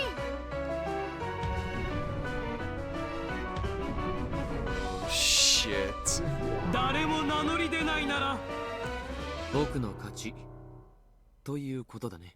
そうなるわ。ならばおめでとう、後ろ宮ジョージ。あなたとあなたの愛する人の恋の成就へ至る扉の鍵を。僕たちは今こそ授けん。 Oh shit. As the demons were rightly named George as the victor, they were interrupted by the next challenger. ジェシカさん、次は私だぜ。いいぜ、やってやろう。私だってカノン君のこと半端に考えてるわけじゃねえってこと見せてやら。 Wow, then. Fucking interesting. Okay.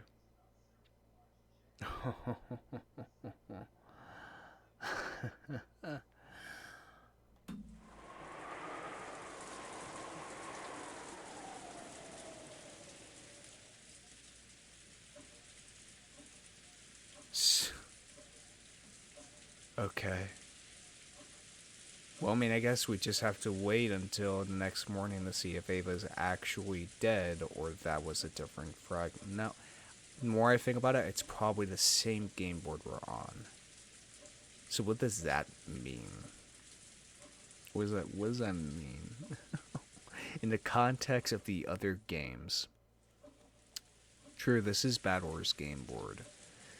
So this is happening. So this could have happened Beatrice's as well.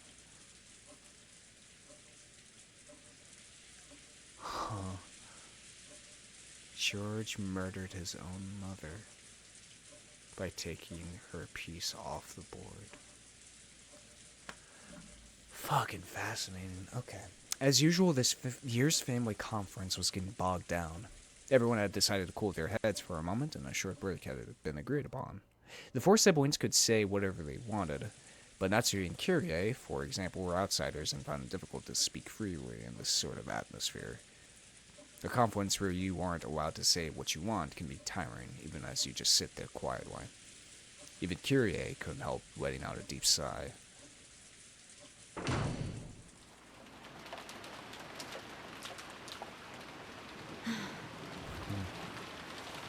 This was the second floor hallway of the mansion. Rudolph had wanted to be alone during the break, so she had felt like doing the same. They had drifted up the stairs to reach this place. Kyrie's expression was less tightly controlled than when her husband was around. She wore a tired look that she didn't often show. She pressed her cheek against the cool window glass. Saying, I need to regain my spirit and support my husband, even if I'm not allowed to speak.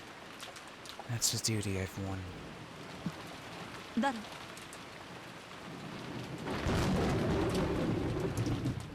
Jessica. She suddenly sensed another person, turned around to look behind her, and saw Jessica standing at the other end of the hallway. Uh-oh. あら、ジェシカちゃんじゃない。ゲストハウスに行ったんじゃなかったの？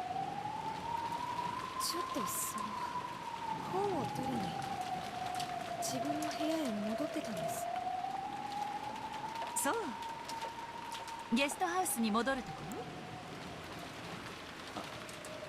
ろ？はい。そうです。嫌な雨ね。風はだいぶ強いのかしら。今は比較的弱いみたいです。 As Kyrie looked out the window, Jessica watched her back, looking agitated. キリエおばさん。Oh shit. 運がなかったと思ってくれ。ゼパル、ジェシカの運命のルーレットはキリエを選んでしまったわ。どうするんだいジェシカ。ルーレットはキリエを選んだけど、それを拒否して再びルーレットを回すのも君の勝手さ。Oh. 試練に捧げるのは誰の命でも問わないのだから。 Jessica wasn't like George. George had willingly chosen Ava to be his sacrifice, to signify his separation from his old wife so that he could step into a new life married to Shannon. However, Jessica hadn't thought of any particular target, so she had left it up to the roulette of fate. That was no exaggeration. She had walked around at random, imposing a rule on herself that the first person she met would be chosen as her sacrifice. Shit. And so the roulette of fate had brought her to Kyrie. Of course, there was nothing forcing her to keep to that rule. However, Jessica didn't want to break a rule she had once made. Even though she was participating in Demon's game, she still wanted to cling to this one last virtue. Right now, she could attack that unprotected back, but Jessica still wasn't able to fully resolve herself.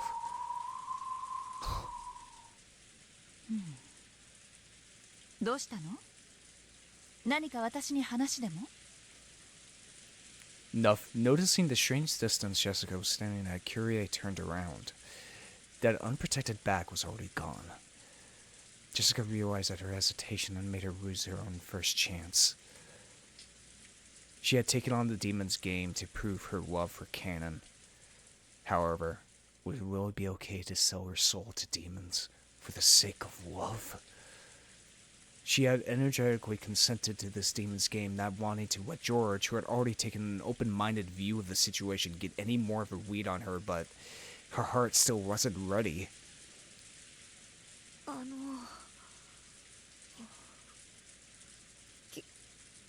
キリエばさんにこんな質問まずいかな。何？ジェシカちゃんが私に質問なんて珍しいわね。答えられるものだといいんだけれど。実は私好きな人がいるんです。Oh. あら、そうなの？それは素敵ね。まさか恋の相談なの？そんなところです。いいわよ。私でよければ力になるわ。ありがとうございます。 What is the point of this? What is Badwater trying to show us? What is it? That the murders were because of love? What is it? 実はそれで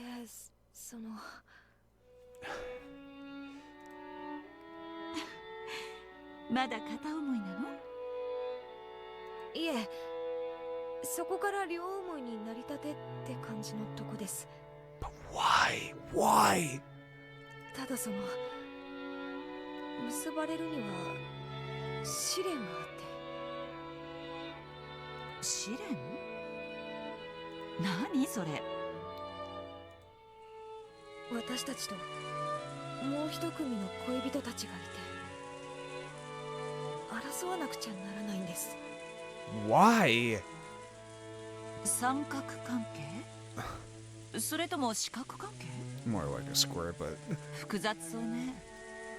それで？勝った方の恋人同士しか結ばれない、そういう複雑なことになってるんです。つまり嫌な話ね。相手を踏み台にしてしかどちらも成就できない恋なのね。はい、自分たちが結ばれれば相手が破綻します。そして逆もしかりです。質問の趣旨が大体分かったわ。こういうことでしょ？人は幸せになるためにどこまで他者を踏み台にすることが許されるのかでしょ？ Yes, Kyrie was very smart. She had already guessed the question that Jessica had wanted to ask most. 戦わなければ自動的に相手が勝ってジェシカちゃんたちは負けになる。しかし戦って勝てば相手を破綻させることになる。どちらも嫌な話ね。でも聞くまでもなく答えは決まっているわ。 You need to fight. はい。 Kyrie giggled. If she wasn't willing to stick to her love until the end, then that would show the limits of their relationship. If that were the case, she should just let the other pair of lovers win. However, if this was the love, she couldn't abandon her chances of victory either. So she had no other option other than to fight. In the end, Jessica's hesitation was caused by guilt over forcing the others to split apart as a result of her inevitable decision. やっぱり私は甘えているでしょうか。そうね。甘えてるわ。でも自分たちが結ばれるために誰かを踏み台にするなんて、そんなの辛いです。 Kind of, in a way, like killing somebody else for the sake of your happiness, of your love. じゃあジェシカちゃんは恋のお相手を諦める？それは断言するわ。その方が辛いわよ。地獄を這うことになる。生涯ね。The hardness had entered Kyrie's gaze. 私は6歳だったから当時は何もわからなかったけれど、遺品の中にお母さんの手記があったわ。それは日記のようなものか。どちらかというと随想録ね。日記よりももっとアバウトなものよ。亡くなってすぐにそれを見つけて読んだけど、その意味を理解できるようになるには長い時間と私の成長を待たなければならなかったわ。なるほど。キリエの夫婦仲についての悩みが記されていたというのか。あれは完全にお母さんの呪い帳よね。その中身は6歳の私がずっと漠然と感じていた疑問を次々に表解させてくれたわ。When I was 6, it seemed as though my parents were very close and had no problems. And though I thought it odd that Oni-chan lived separately, even though he was in our family, I accepted it as the way things were. アスムのことは知らなかったのか。 Probably not. お兄ちゃんが誰もいない時に話してくれたような気がするけど、小学校前の私にそれが理解できるはずがない。だって写真すらない相手よ。お母さんはアスムさんの写った写真の全てをお兄ちゃんに送って家の中には一切残さなかったそうだから。 To Angie and to Badwer, who only rarely came home, Kyrie's smile never faltered. If she hadn't written her thoughts in that notebook, Angie would probably never have known them. Her true feelings, as we saw back in episode 3, of her kind of resentment a little bit towards Badwer, as it reminded her of Asumu.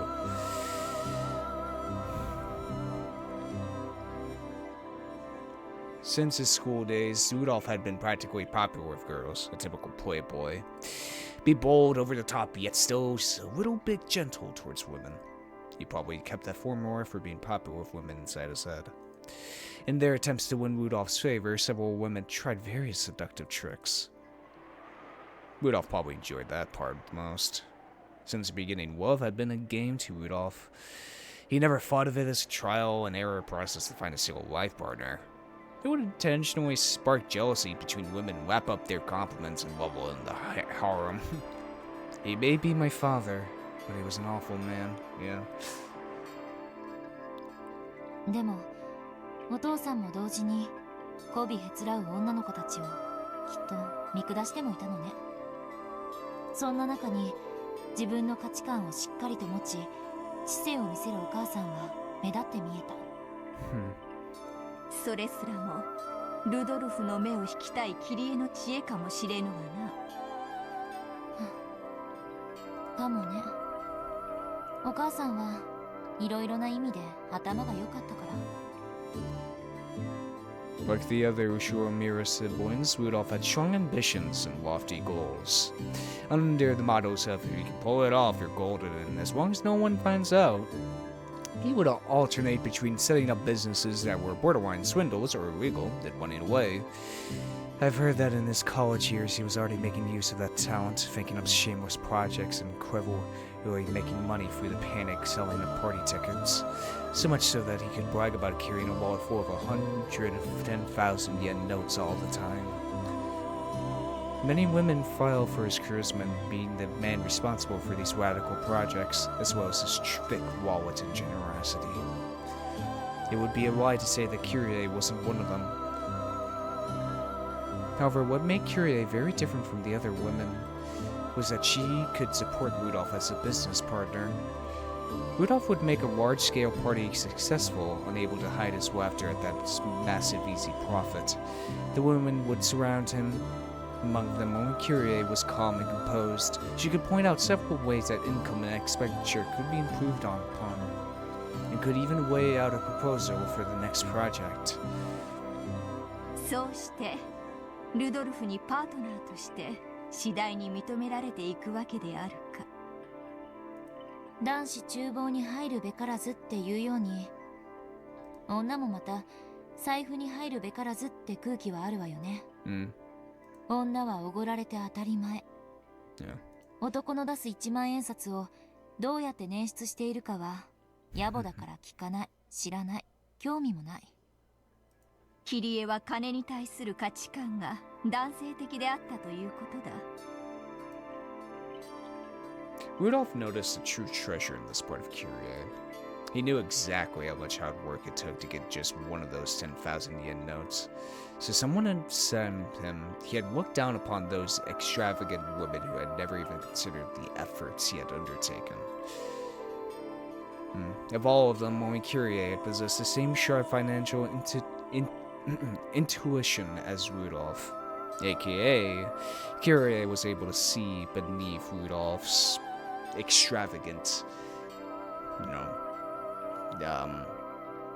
surface, really, and able to see the hard work that he had done himself. Able to see the true self within Rudolph. Every time he thought of a new plan, he would talk to Kyrie about it, work out the kinks and make it succeed.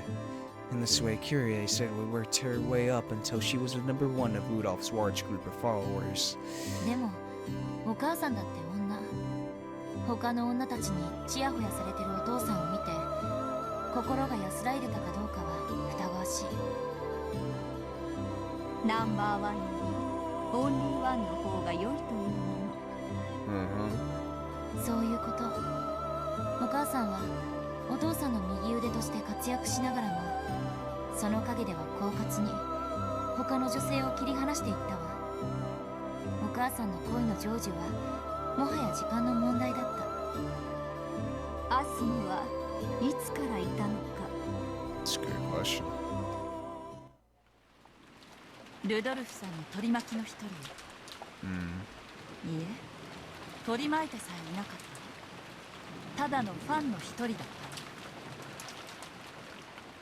た。話したことはあるんですか？もちろん。私は彼女のことをよく知ってるわ。ルドルフさんがアスムさんの名前さえ知らなかった一番最初からね。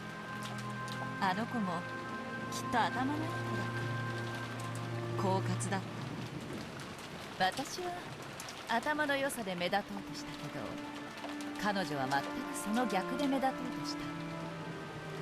頭の悪さで？肥後欲のかきたて方がうまいって意味よ。こびてイチャついてくる女たちの中で、彼女の仕草の一つ一つが派手な女たちに触傷を起こしていたルドルフさんには目立って見える。Kyrie still acknowledges the mistake she made in letting Asumu and Rudolph get too close. Kyrie had thought that taking the role of Rudolph's business partner meant she would have him all to herself. That might have been due to her pride. Then it might have been her arrogance as she tried to eliminate the relationships between all the other girls and Rudolph. Perhaps she sometimes tried too hard as a business partner, putting too much pressure on him regardless of the fact that it was justified. Bit by bit, Rudolph had started to need a woman who could stay quiet and soothe him, without making him think about anything complicated. That woman was Asumu. 私は冷酷で知的、合理的で経済的。カルネアデスの船板のような状況があったら躊躇なく相手を蹴落とすわ。そんなパートナーがあの人にふさわしいと思っていた。 However, though that ruthlessness had made her reliable on the business side of things, it might have disturbed Rudolph deeply outside of business. At some point, though, Rudolph still acknowledged Kyrie's skill. He began to yearn for a quiet, warm acceptance. Yeah, I understand that. Sometimes you just want a business partner. Sometimes you just want a warm embrace. Asumu had satisfied all of those conditions. She would never talk about anything complicated. Even if he did, she would just shake her head to say she didn't know.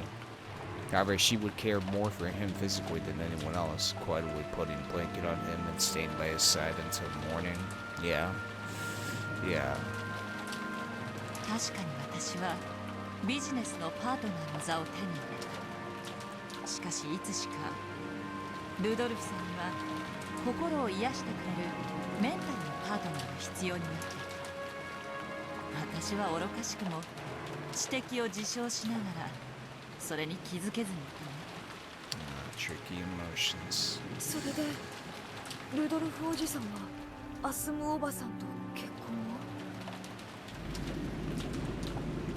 ええ、そうね。取られた。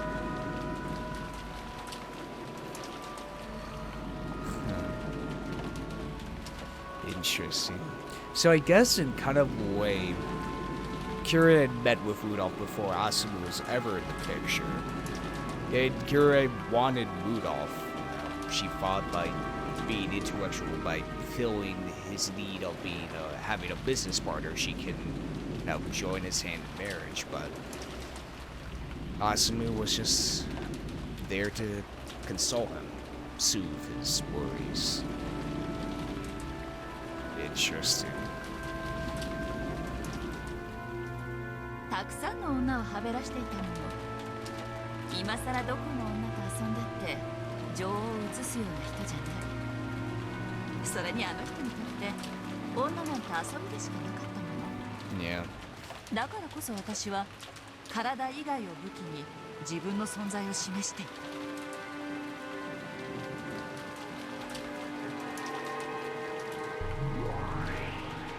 慢心だな、女として。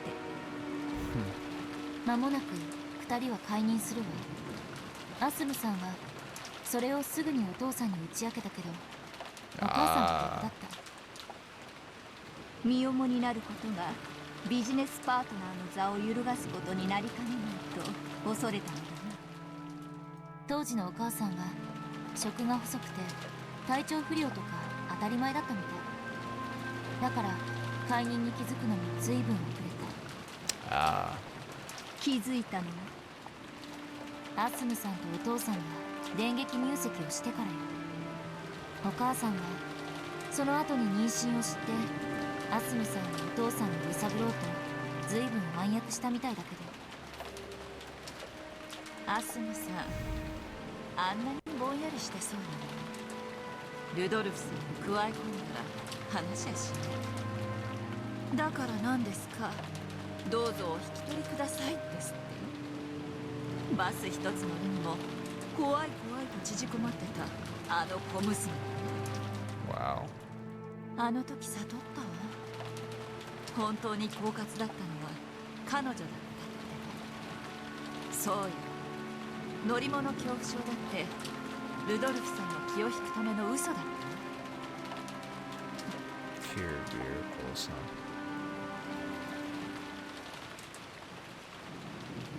ごめんなさい。こんな話を聞いてもつまらないわよね。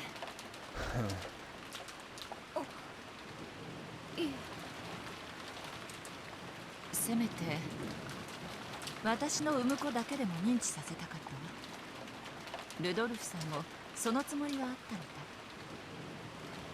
みたい。病院もきっちり手配してくれたし、アスムさんの出産が近づいても海外しく私のところにも来てくれてたって、もはや向こうが本当の奥さんなのね。 Interesting. ひどい人だわ。Rudolph is this one son of a bitch, I tell you that. Don't mind that, but after that, there's a tale I can't bear even to tell. Both Asumu and I had the same delivery date. And yet her pregnancy had meant her marriage, where mine was completely meaningless. I swore to bring up my child well, and have Rudolph-san acknowledge it. The fight between Asumu-san and me ended with my loss. However, I wasn't down for the count. If I could make my child excel far more than Asumu-san's, if I could make it fully acknowledged by Rudolph-san, I would be rewarded. That's what I believed. しかしキリエの子は死産だった。 Yeah. ええ。アスムさんにはお兄ちゃんが生まれた。しかしお母さんからは誰も。 That is right, yeah. お母さんのせめて第二夫人の座に残りたいという最後の希望は絶たれた。Kyrie had fallen from being his partner to being his second wife. And then, unable to give birth to the bond of a child, she tumbled down to be merely his mistress. I can't imagine how much she must have hated Asumu and that kid. Bad word. Yep. そんなのをお首にも出さず、お母さんはお兄ちゃんとも親しげに接してたわ。ショックだった。あの優しいお母さんがお兄ちゃんにそんな負の感情を持っていて、それを隠しおおせてたなんて。憎かったであろうな、バトラーでしょうね。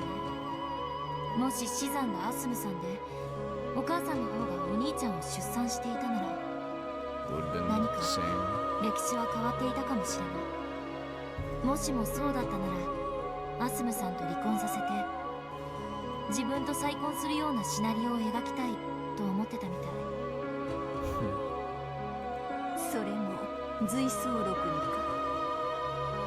ええ、だからこそそれは随想、妄想、涙で濡らしたシーツの端を噛みながらのお母さんの連鎖。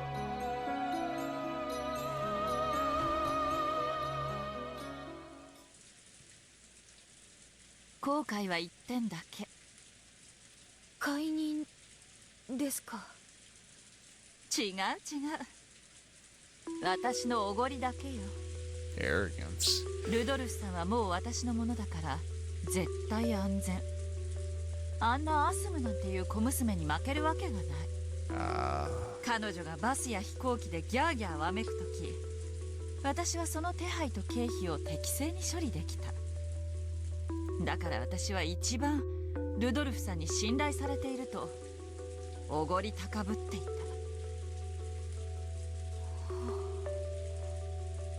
恋って育むって言うでしょ。はい。間違ってないわ。二人で水をやり世話をして育む、そして最後に結実するのが愛という実なの。知ってる？結実して終わりじゃないの？愛を収穫しなきゃ恋は成就したことにならないの。収穫って？それはジェシカちゃんが考えなさい。実らせても収穫しなきゃ傷んで腐ることもある。虫がたかることだってもちろんあるの。いいえ、それどころか盗っ人が現れてもぎ取っていってしまうことさえね。 Once you bear fruit, gotta grab it, gotta harvest it. ジェシカちゃんたち若い子の恋愛観は育むことで終わってる。それは甘いわ。愛を収穫しなきゃ恋は報われない。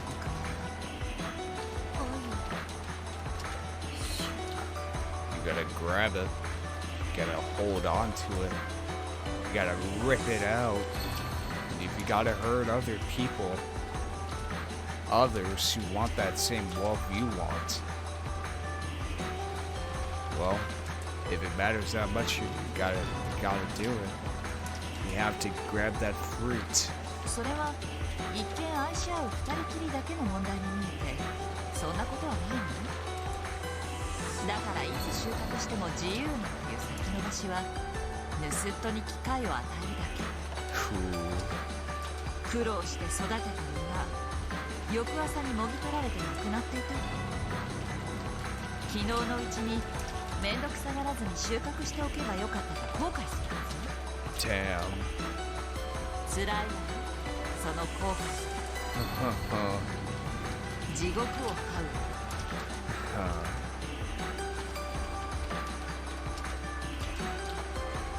You gotta seize it, the opportunity. You gotta grab it with your own hands. You can't just let it slip through your fingers. You can't be overly confident that you're assured of your love. You gotta grab hold to it, you know. 私はこうその地獄が18年で終わったからだから私は自分を間違えない。あの人は私のものにもう逃がさない、手放さない。そして主に感謝する。その機会を与えてくれて、絶対にあの人を諦めないという絶対の意志に奇跡が応えてくれた。 Could say that. By now, Jessica was speechless and didn't even urge Kyrie to continue. This true form of love that Kyrie was telling her about was far, far more harsh than anything she had imagined. 今の私はルドルフさんを私のところにつなぎ止めるためなら何でもする。そしてルドルフさんの敵には一切容赦しない。あの人が望むならば私は人殺しさえも躊躇しないかもしれない。 Damn. 18年目にしてようやくその決意を持ったからこそ絶対の意志が奇跡を私にもたらしてくれたのね。奇跡のね、それを自ら成し遂げられる者のところにしか現れない。 Really?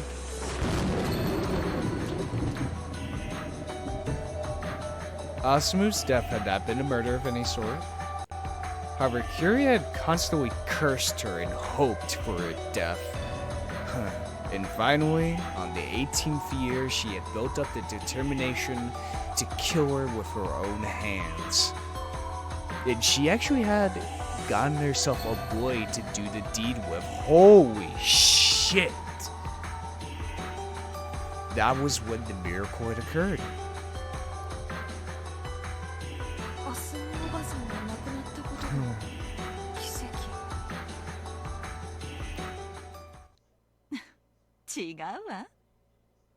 そんなの全然奇跡じゃない。 What miracle are you referring to? だって彼女が死ななければ私が殺していたもん。つまり彼女は必ず死ぬ運命だった。 Holy shit! 奇跡なのは彼女が死んだにもかかわらず私が自らの手を汚さずに済んだ。この一点に尽きるのよ。 Oh my god, Kyrie. Until now, Kyrie had never shown Jessica... No, she had never even shown Rudolph that glint in the deepest depths of her eyes. It told plainly and clearly that romance and love are not the sweet and fluffy candies that young girls imagine them to be. Jessica was overwhelmed by that pressure and stunned silence. And she had to acknowledge it. This was the power of will that could make love be realized. With the force of this willpower, Kyrie had supported Rudolph as a wife. And it was the same at George's. He had already developed and proven that he had the willpower to oppose all obstacles to love between different classes. Right now, Jessica could clearly understand this was the magnitude of George's determination, which had allowed him to coldly carry out his part of the trial. Then what about her? Did she really have the resolve to make her love with Cannon bear fruit? And to then harvest that fruit? That resolve. ごめんなさい。軽いアドバイスのつもりが怖がらせすぎちゃったかしら。How resolved are you to make your dreams come true? How resolved are you to make a love come true?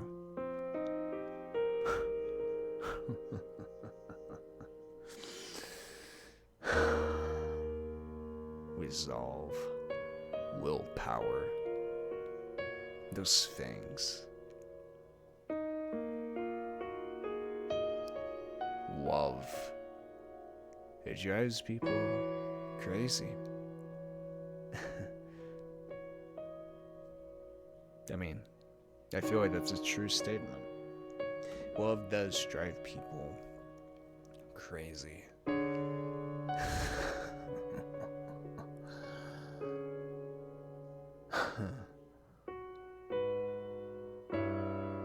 Wow.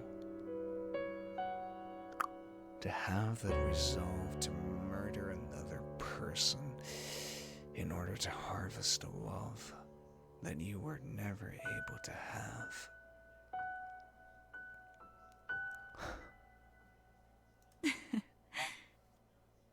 この天気のせいね。軽く凄むだけのつもりだったのに、加減を間違えちゃったわ。Kyrie let out a relaxed smile, wise to her face. The tense atmosphere finally slackened. However, her words had been gouged into Jessica's heart. Now I'm thinking back to Higurashi, with the perspective of love. Shion killed the leaders of the three families in Himizawa because she thought it was unfair that her sister was able to love Kechi, but she herself was unable to love Satoshi. So she went around killing other people, the leaders, in order to have her revenge against them, in order to find out where Satoshi had been hidden, but of course she never found out. Then we had Takano. The reason why she exterminated an entire village was so she could prove her grandfather's research. Because of the love of her grandfather, and because no one else had taken notice to it. She wanted it so badly to be proven right, she had the resolve to kill an entire village, to kill a little girl, to kill her parents, all so she could prove that her grandfather was right, that the man that was able to grab her out of hell had been right, and not be a man whose work was quite literally trampled on. Resolve is a scary thing. I mean, Christ. I mean, I have scary resolve, in a way. Recording every other day these hour-long videos in order to achieve my dream. Staying up until 5, editing at the brink of dawn, almost making myself pass out while the videos process through my editor. That kind of resolve.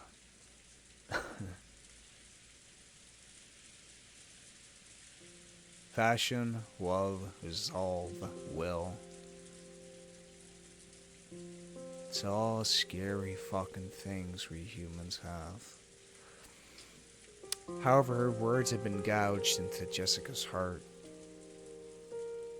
ジェシカちゃんの恋がどんなものかはわからないけれど、ライバルがいてお互いが譲れない状況ならばなおのこと、のんびりなんかしてられない。じゃないと私みたいになっちゃうわよ。女は恋のために人生で一度殺意を持つべきよ。世界中で母を名乗る全ての女がそうだったと断言できるわ。だってそうじゃない女は他の女に食い殺されて生涯を嫉妬と後悔の地獄で這い続けるのだから。God damn. 私はその地獄に18年いた。私は幸運よ。たった18年で恩赦になれた。あの地獄には今も大勢の女たちがいて死ぬまで出られないの。後悔する自分を自らの手で処刑しない限りね。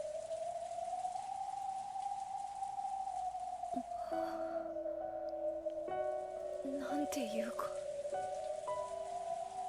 言葉もないです。エールを送るつもりだったのに、私ったら脅しすぎたわ。本当にごめんなさい。恋愛なんてもっともっと気楽でいいのよ。恋愛なんて本当に火遊び。誰でも簡単に気軽に遊べちゃう。そして間違えて大やけどした時、その傷が生涯残るんだけどね。Yeah. Yeah. Regrets from love never fade. That was all that Kyrie had been trying to communicate. It wasn't like Kyrie to start telling stories from her past, stories you would normally expect her to avoid, instead of giving a brief answer. However, Kyrie might have thought Jessica deserved to hear. Jessica timidly brought up the subject of love. Perhaps Kyrie had opened up and told everything, because she had seen the fires of Jessica's determination in her eyes. じゃあ、私はそろそろ戻るわね。今の話、私たちだけの内緒よ。With a mysterious smile on her face, Kyrie turned around. Well, Jessica. 脅しすぎちゃったかしら。でも、脅されて知る地獄の方が100倍いい。そこに落ちた時は、もう手遅れなのだから。頑張ってね、ジェシカちゃん。ややこしそうな恋だけど、負けないでね。たまには人生の先輩らしく振る舞えたかしら。ん？何？ジェシカちゃん。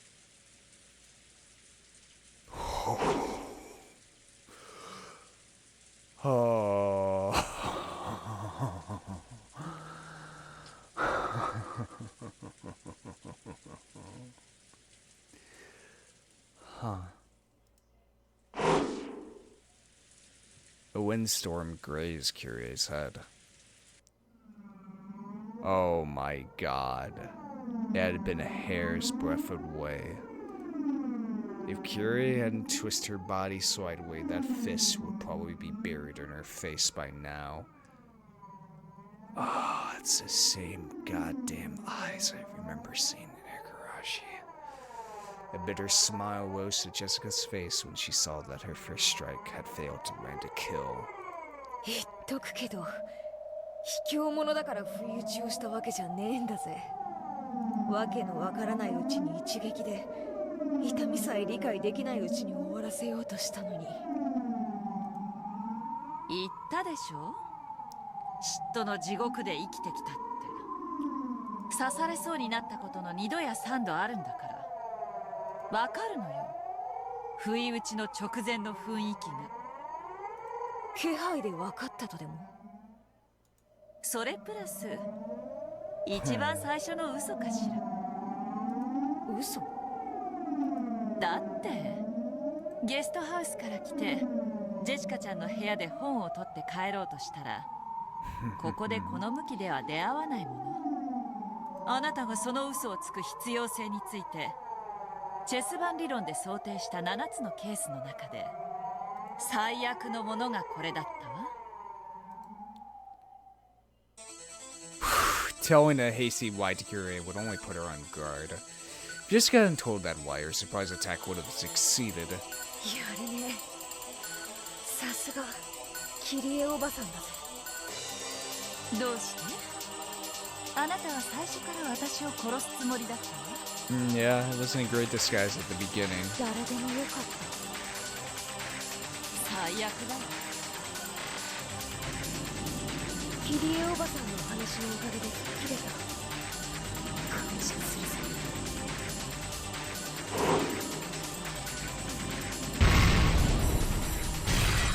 Damn! Kyrie dodged the punch, placed her hand against that fist, and slammed it against the wall. Normally, Jessica would have heard her hand on the wall and rolled around, clutching it at pain. However, Jessica's fist had left what looked like a meteor-like crater in the wall. Instead of wearing a look of anguish, Jessica clicked her tongue in irritation at having missed. すごいわね。さすがクライス兄さんの子だわ。ボクシングでも始めたの？ Impossible. Jessica's barehanded. She isn't holding any sort of weapon at all. 抵抗しないで、おばさん。頭一発。痛みなんか感じさせない。 Kyrie tried to look confident, but she couldn't hide her confusion at this unreal destructive force. If that punch had hit, her head would probably have split open like Jessica had said, killing her without any pain.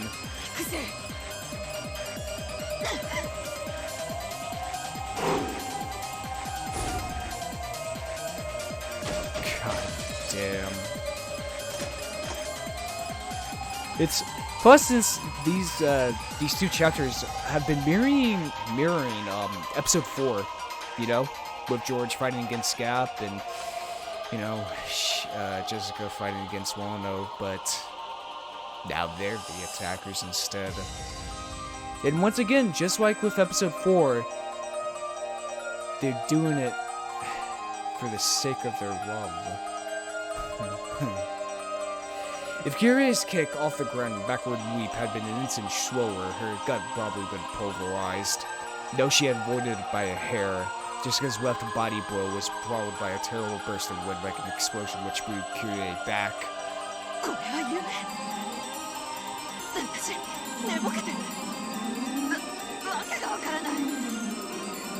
This Jessica looked like the normal Jessica, but something was different. It wasn't human and common sense didn't apply to it. This had to be some kind of nightmare. Kyrie slowly stood up. Then she looked at Jessica, noticed the several meters between them, and realized just how far that blast of wind had sent her flying.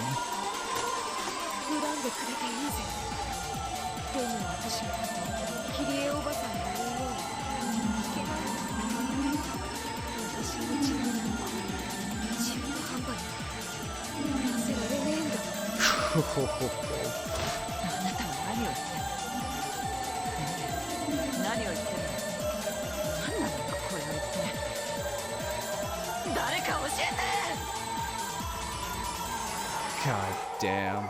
The scene around Jessica seemed to bend like a heat wave. It seemed to be enshrouding her fists, and it seemed as though something like a red magic circle had appeared beneath her feet. It looked just like a Western demon standing amidst the flames of hell.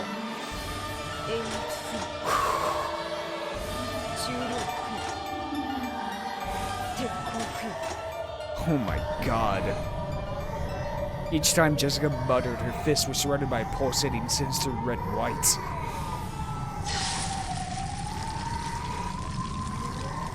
Those fists, which were actually spoken to, represented the iron hammers of hell wielded by demons.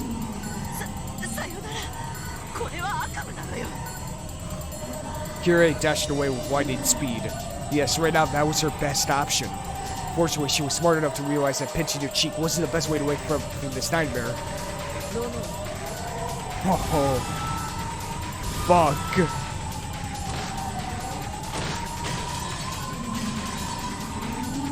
When Jessica muttered once more, a blood-red magical barrier cut across the corridor. Kyrie slammed into it hard and realizing that her path of escape had been cut off.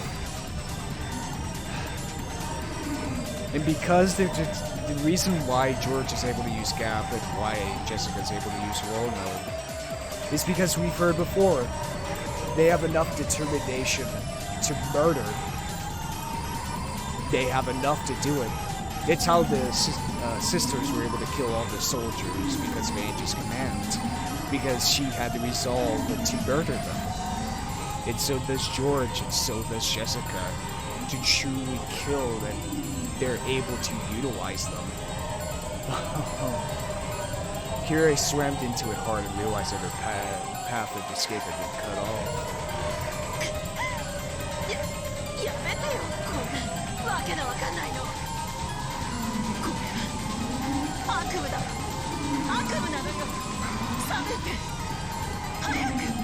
My god.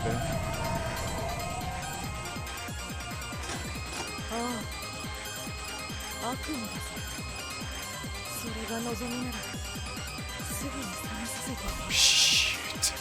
一撃さどこかな God damn. Wielding her throne, Jessica slowly stepped forward towards her. Each time her foot lifted off the floor, a scorching steam hung around her footprint. This was a true nightmare. Kyrie clutched her head in her hand, shaking it over and over again.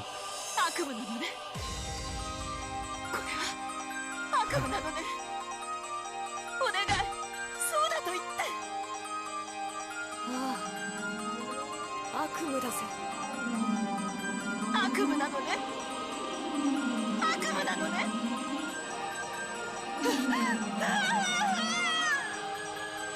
私が認めてやるぜ。 Poor Kyrie.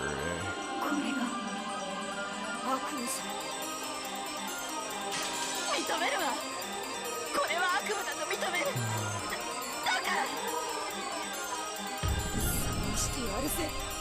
一撃でな。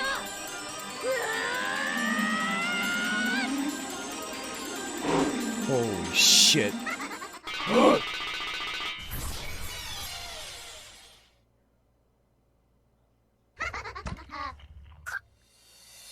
What? Jessica's neck was twisted at an odd angle. Oh my god. And she staggered backwards, her eyes white, as though she didn't have a clue what just happened. In her forehead, a demon stake was buried at an angle. It pulled itself out of her, spun around, then became revived and then landed. The whole web behind Jessica's head spewed blood. Course envy.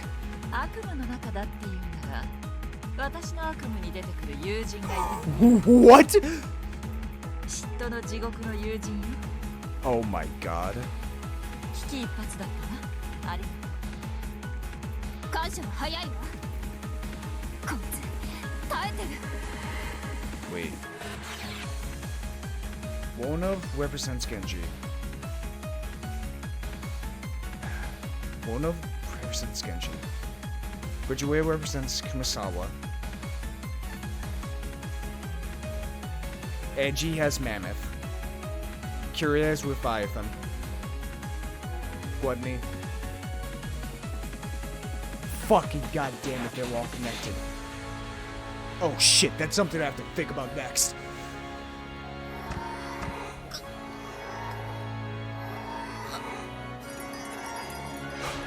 Even though she had taken a deep gouge to the top of the head, Jessica just stood there, convulsing and wide-eyed, and didn't fall over.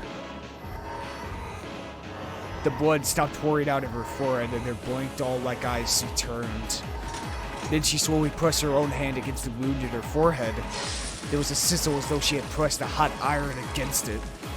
It was easy to tell that she was doing this to seal up the wound. If Kyrie didn't escape now, there would never be another chance. あいつを倒せる。無理ね。あいつ大悪魔の誰かと契約してるわ。Shit. それは愛ゆえに。 Because of love. だから不死身なのさ。はあ、愛よ偉大なる。我らの祝福する者に不死にある。この赤い魔法の壁は破れる。ロノエ様も大悪魔。私じゃ無理よ。窓から逃げられる。窓もとっくにロノエ様の結界で塞がれてるわ。すごいわね。恋のために悪魔の魂を売ったわけだし。よくもあんな大悪魔たちとこんなにも契約が。 Dude, I really thought it was fucking Beatrice, but no, Kyrie? 妬ましい。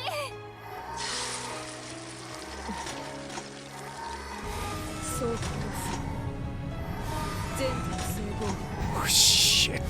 攻撃反応そうか In response to these words, this time her entire body pulsated with a red light. She had upgraded herself with a defensive power that would prevent Leviathan's attacks from working again. あいつ何なの。自己増強エンチャントっていう。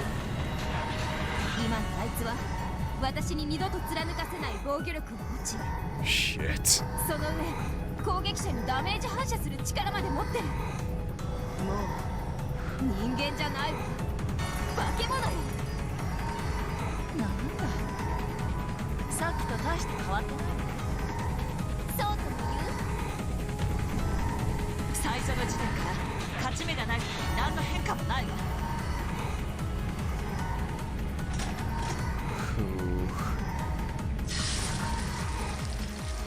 でも聞かない。 Jessica slowly lifted the hand that had been covering her forehead. And there was no longer any hole there. The wall was cut off by barriers on both sides, and even the windows were sealed. There was no way out. そこの部屋の扉封印されてる。ただの正常だわ。でもただの部屋よ。窓はあるけれどすでに封印されてるもん。つまりは密室、私たちの棺桶ってわけ。棺桶上等だわ。鍵は妬ましい。あんたにしか開けられないなって。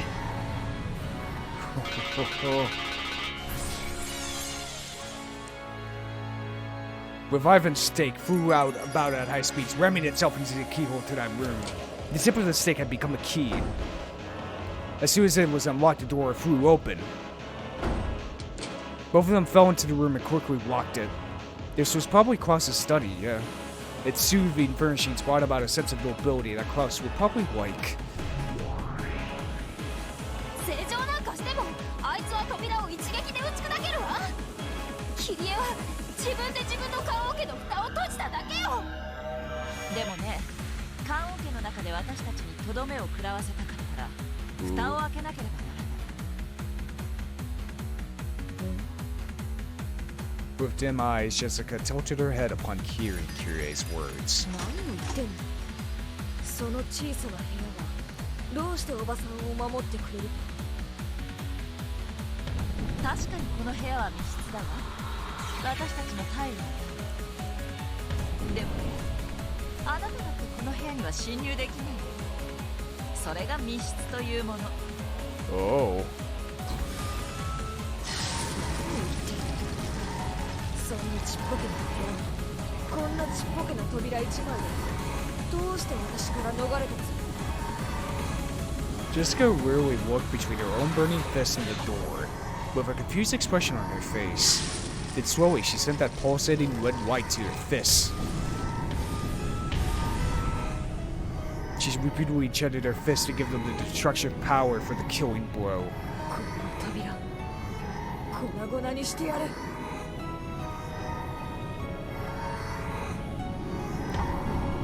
できるならね、やってごらんなさい。Shit. After sealing the door and calmly saying those words, Kyrie placed a single index finger on the door. Jessica slowly raised her fire-wreathed demon's fists. さよなら、キリエおばさん。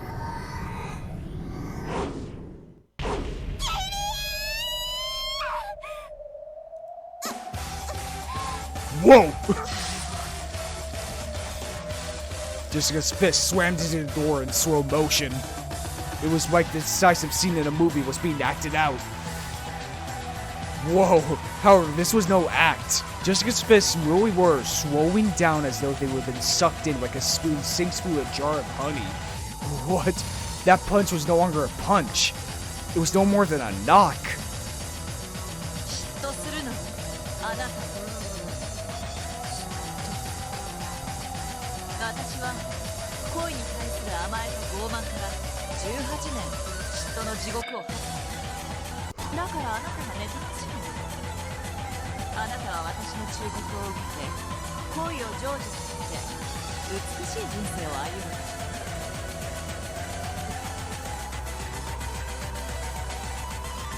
ああ、妬ましいわ。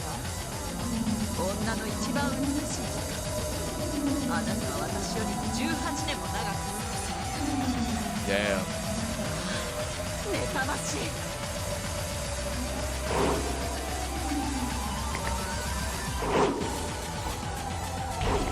Nothing.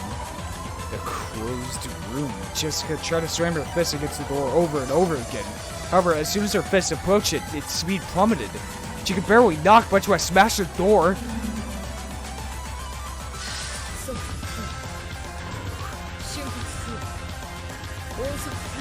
God damn.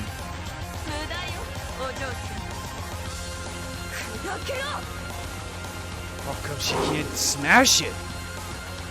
With full speed upgrade, Jessica's fist moved at the speed of sound, 125 kilometers per hour. However, how long had Jessica been in envy to gain that speed?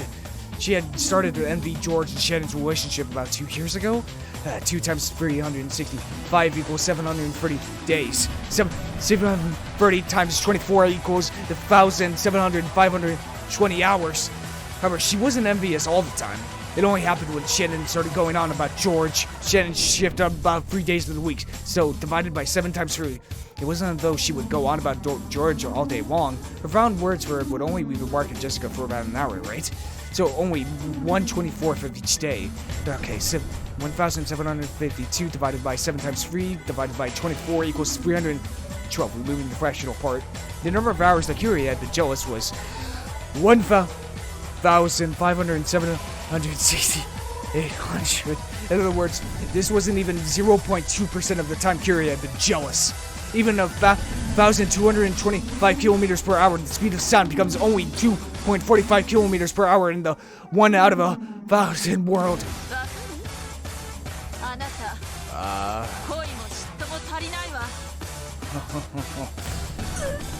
Some more experienced, huh? Even if she increased the speed of her fist, in Kyrie's world, Jessica couldn't make it any faster than a walking child. Jessica ground her teeth, her fist still pressed against the door. If someone could have seen this from both sides of the door, it would have looked as though Kyrie was holding it shut with a single finger. Wow. Because of Kyrie's envy and jealousy is much greater than that of Jessica's.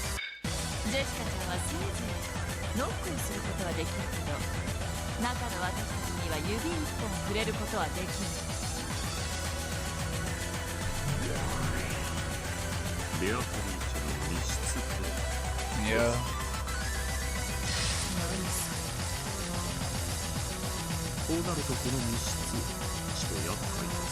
Yeah, no ways in, no ways out. Ooh, yeah.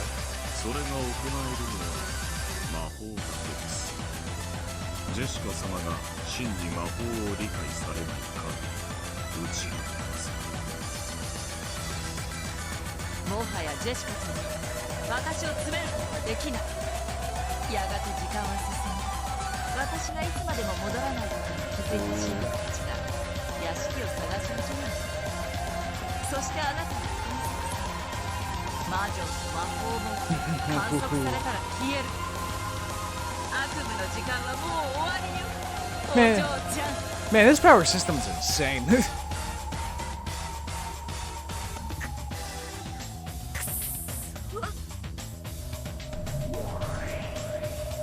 おや？ジェシカがいきなり脱落なんてびっくりだよ。どうか頑張って。愛しのカノンのためにも。さあ、ジェシカ、愛を信じて、どうか奇跡を見せておくれ。訂正するわ。時間の経過を待つ必要さえない。だってここに内線電話があるんだもん。もちろん断線なんかしてない。私はこの受話器を取る。これが私のチェックメイト。Shit. 構築完了。Uh-oh. 密室殺人。 What? おや、有効ですな。Oh. 浸透付与。打撃伝達。間接攻撃力付与。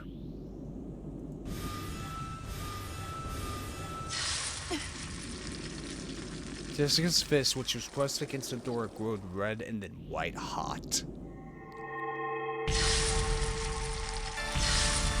Holy shit!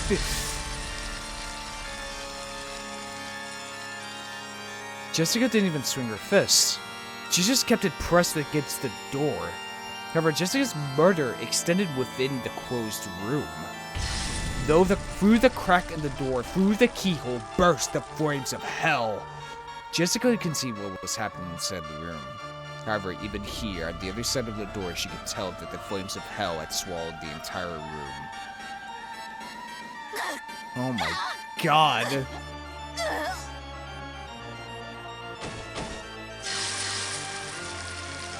Curious, smoldering death throes could be heard from across the door. Jessica clearly heard as Kyrie danced the dance of death amidst the hellfire, fell to her knees and swept over to the floor. Slowly, Jessica tore her burning fist away from the door.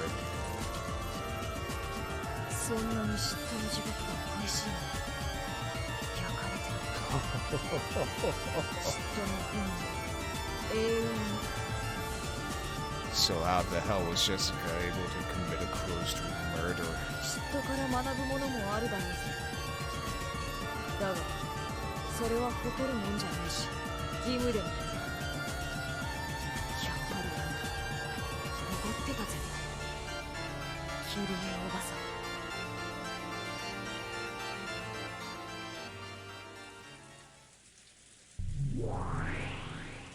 お見事な密室殺人ですな。後片付けを頼むぜ。やがて見つかる遺体が黒焦げじゃあまりに申し訳がない。きれいにしてやってくれるか。かしこまりました、お嬢様。Wolnov transformed into a gold butterfly and entered across his study through the keyhole. Then he had to cross his arms and think about how he should even start cleaning up Kyrie's unrecognizable corpse in this room that had ended up as a burning hell.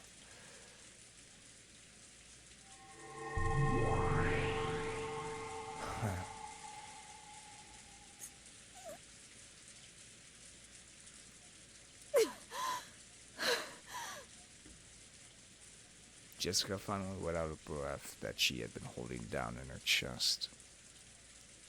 Her normal human glint finally turned to her eyes, and then she couldn't help but shudder at what she'd done, even if it had been just a trial on the game board for the sake of her love.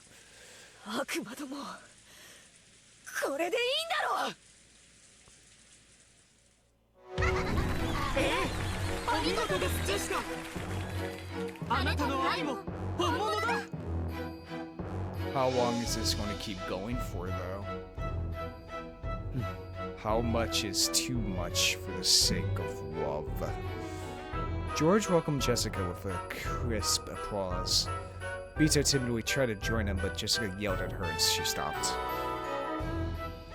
ゲーム版の上の話じゃないか。そこまで悲しむことじゃない。Oh, still. 理屈じゃ分かってる。でもだからって心の整理がつくわけがねえだろう。 I can't believe that George and Jessica have been brought to the level of knowing about the game board. God. お嬢様、カノン君、私、君のことが好き。諦められないよ。だから示したよ。私の気持ち。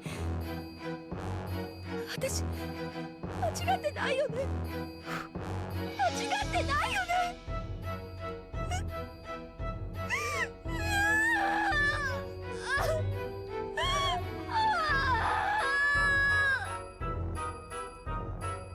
お嬢様。 As Jessica started to sob, Ken held her quietly, and he realized that he would have to carry on the determination she had shown him. 何も間違ってないさ、キーは。そして人の心を残し苦しむことも間違ってない。僕はそういうことに対し少し君よりストイックだっただけの話さ。I mean, you did murder your mother, but you know that was Ava Beatrice, but still.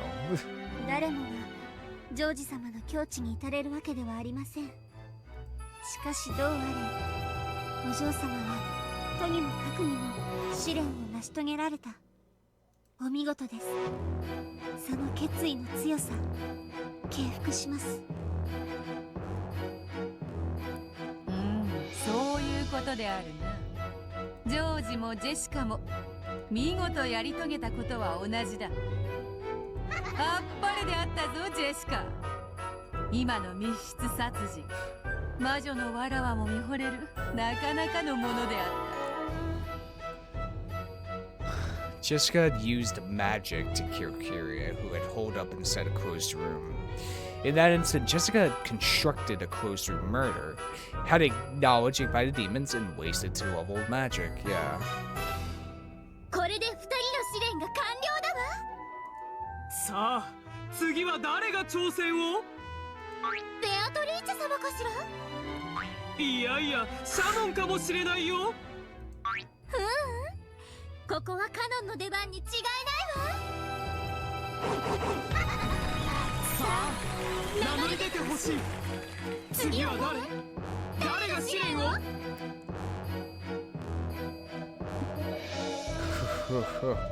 魔女がゲーム版の殺人に臆してどうするというのか。奥手も過ぎれば恋を殺すぞ。 Damn. さあ次は誰が恋の殺人を？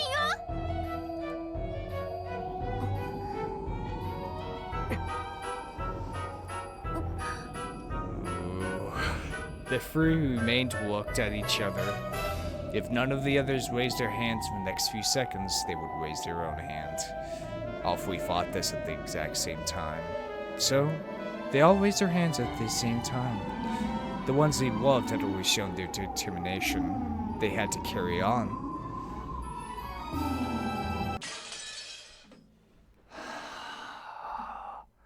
What the fuck does this mean?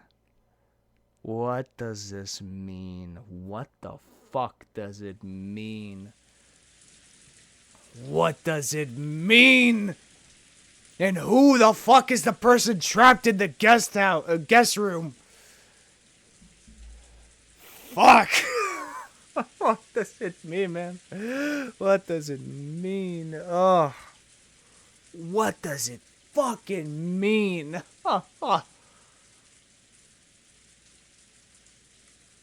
I feel like what's conveying to us is that the murders were because of love.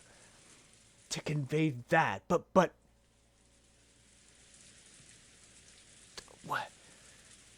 Why? God damn it! What is it? What the fuck is it? I'm trying to like think about this. How this applies to the other episodes? How does it apply to the other episodes? These murders.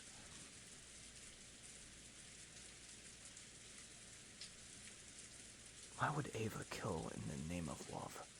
That was episode 3. George and Hiroshi died somehow. But why would George kill Shannon? Or why would Ava kill Shannon? Who the hell's the culprit? Who the fuck's the culprit? Fucking... Wait, we have George, Shannon, Cannon, Beatrice. That's 5. That's 5. We just need one more person. So 6 people were dead. The first Twilight. But there's only 5 present. Beatrice, Shannon, Cannon, Jessica, and George. There's only 5 present there. So 5 people are dead. So who's the 6th person? Wouldn't technically be Battler, since, you know, Beatrice will murder somebody, and therefore he would have to murder somebody else in order for him to be, you know, their love to become true. That would be 6 people. That'd be 6 corpses. Dude, I don't know. I don't fucking know how to take this. But at least I was right in the beginning. This episode is about love. It's about love, baby. And oh boy, is love crazy. Son of a bitch. What the fuck does it mean? What the fuck does this mean? Man. Well then. I feel like this is a great stopping point, though. So, if you guys enjoy this type of content, hit that subscribe button. If you liked it, hit the like button. Want to tell me something, put that in the comments below. Want to check out the Discord server I out in, or my Twitter, check the description below. And, yeah, this has been Voidlego. I'll see you guys next time. See ya!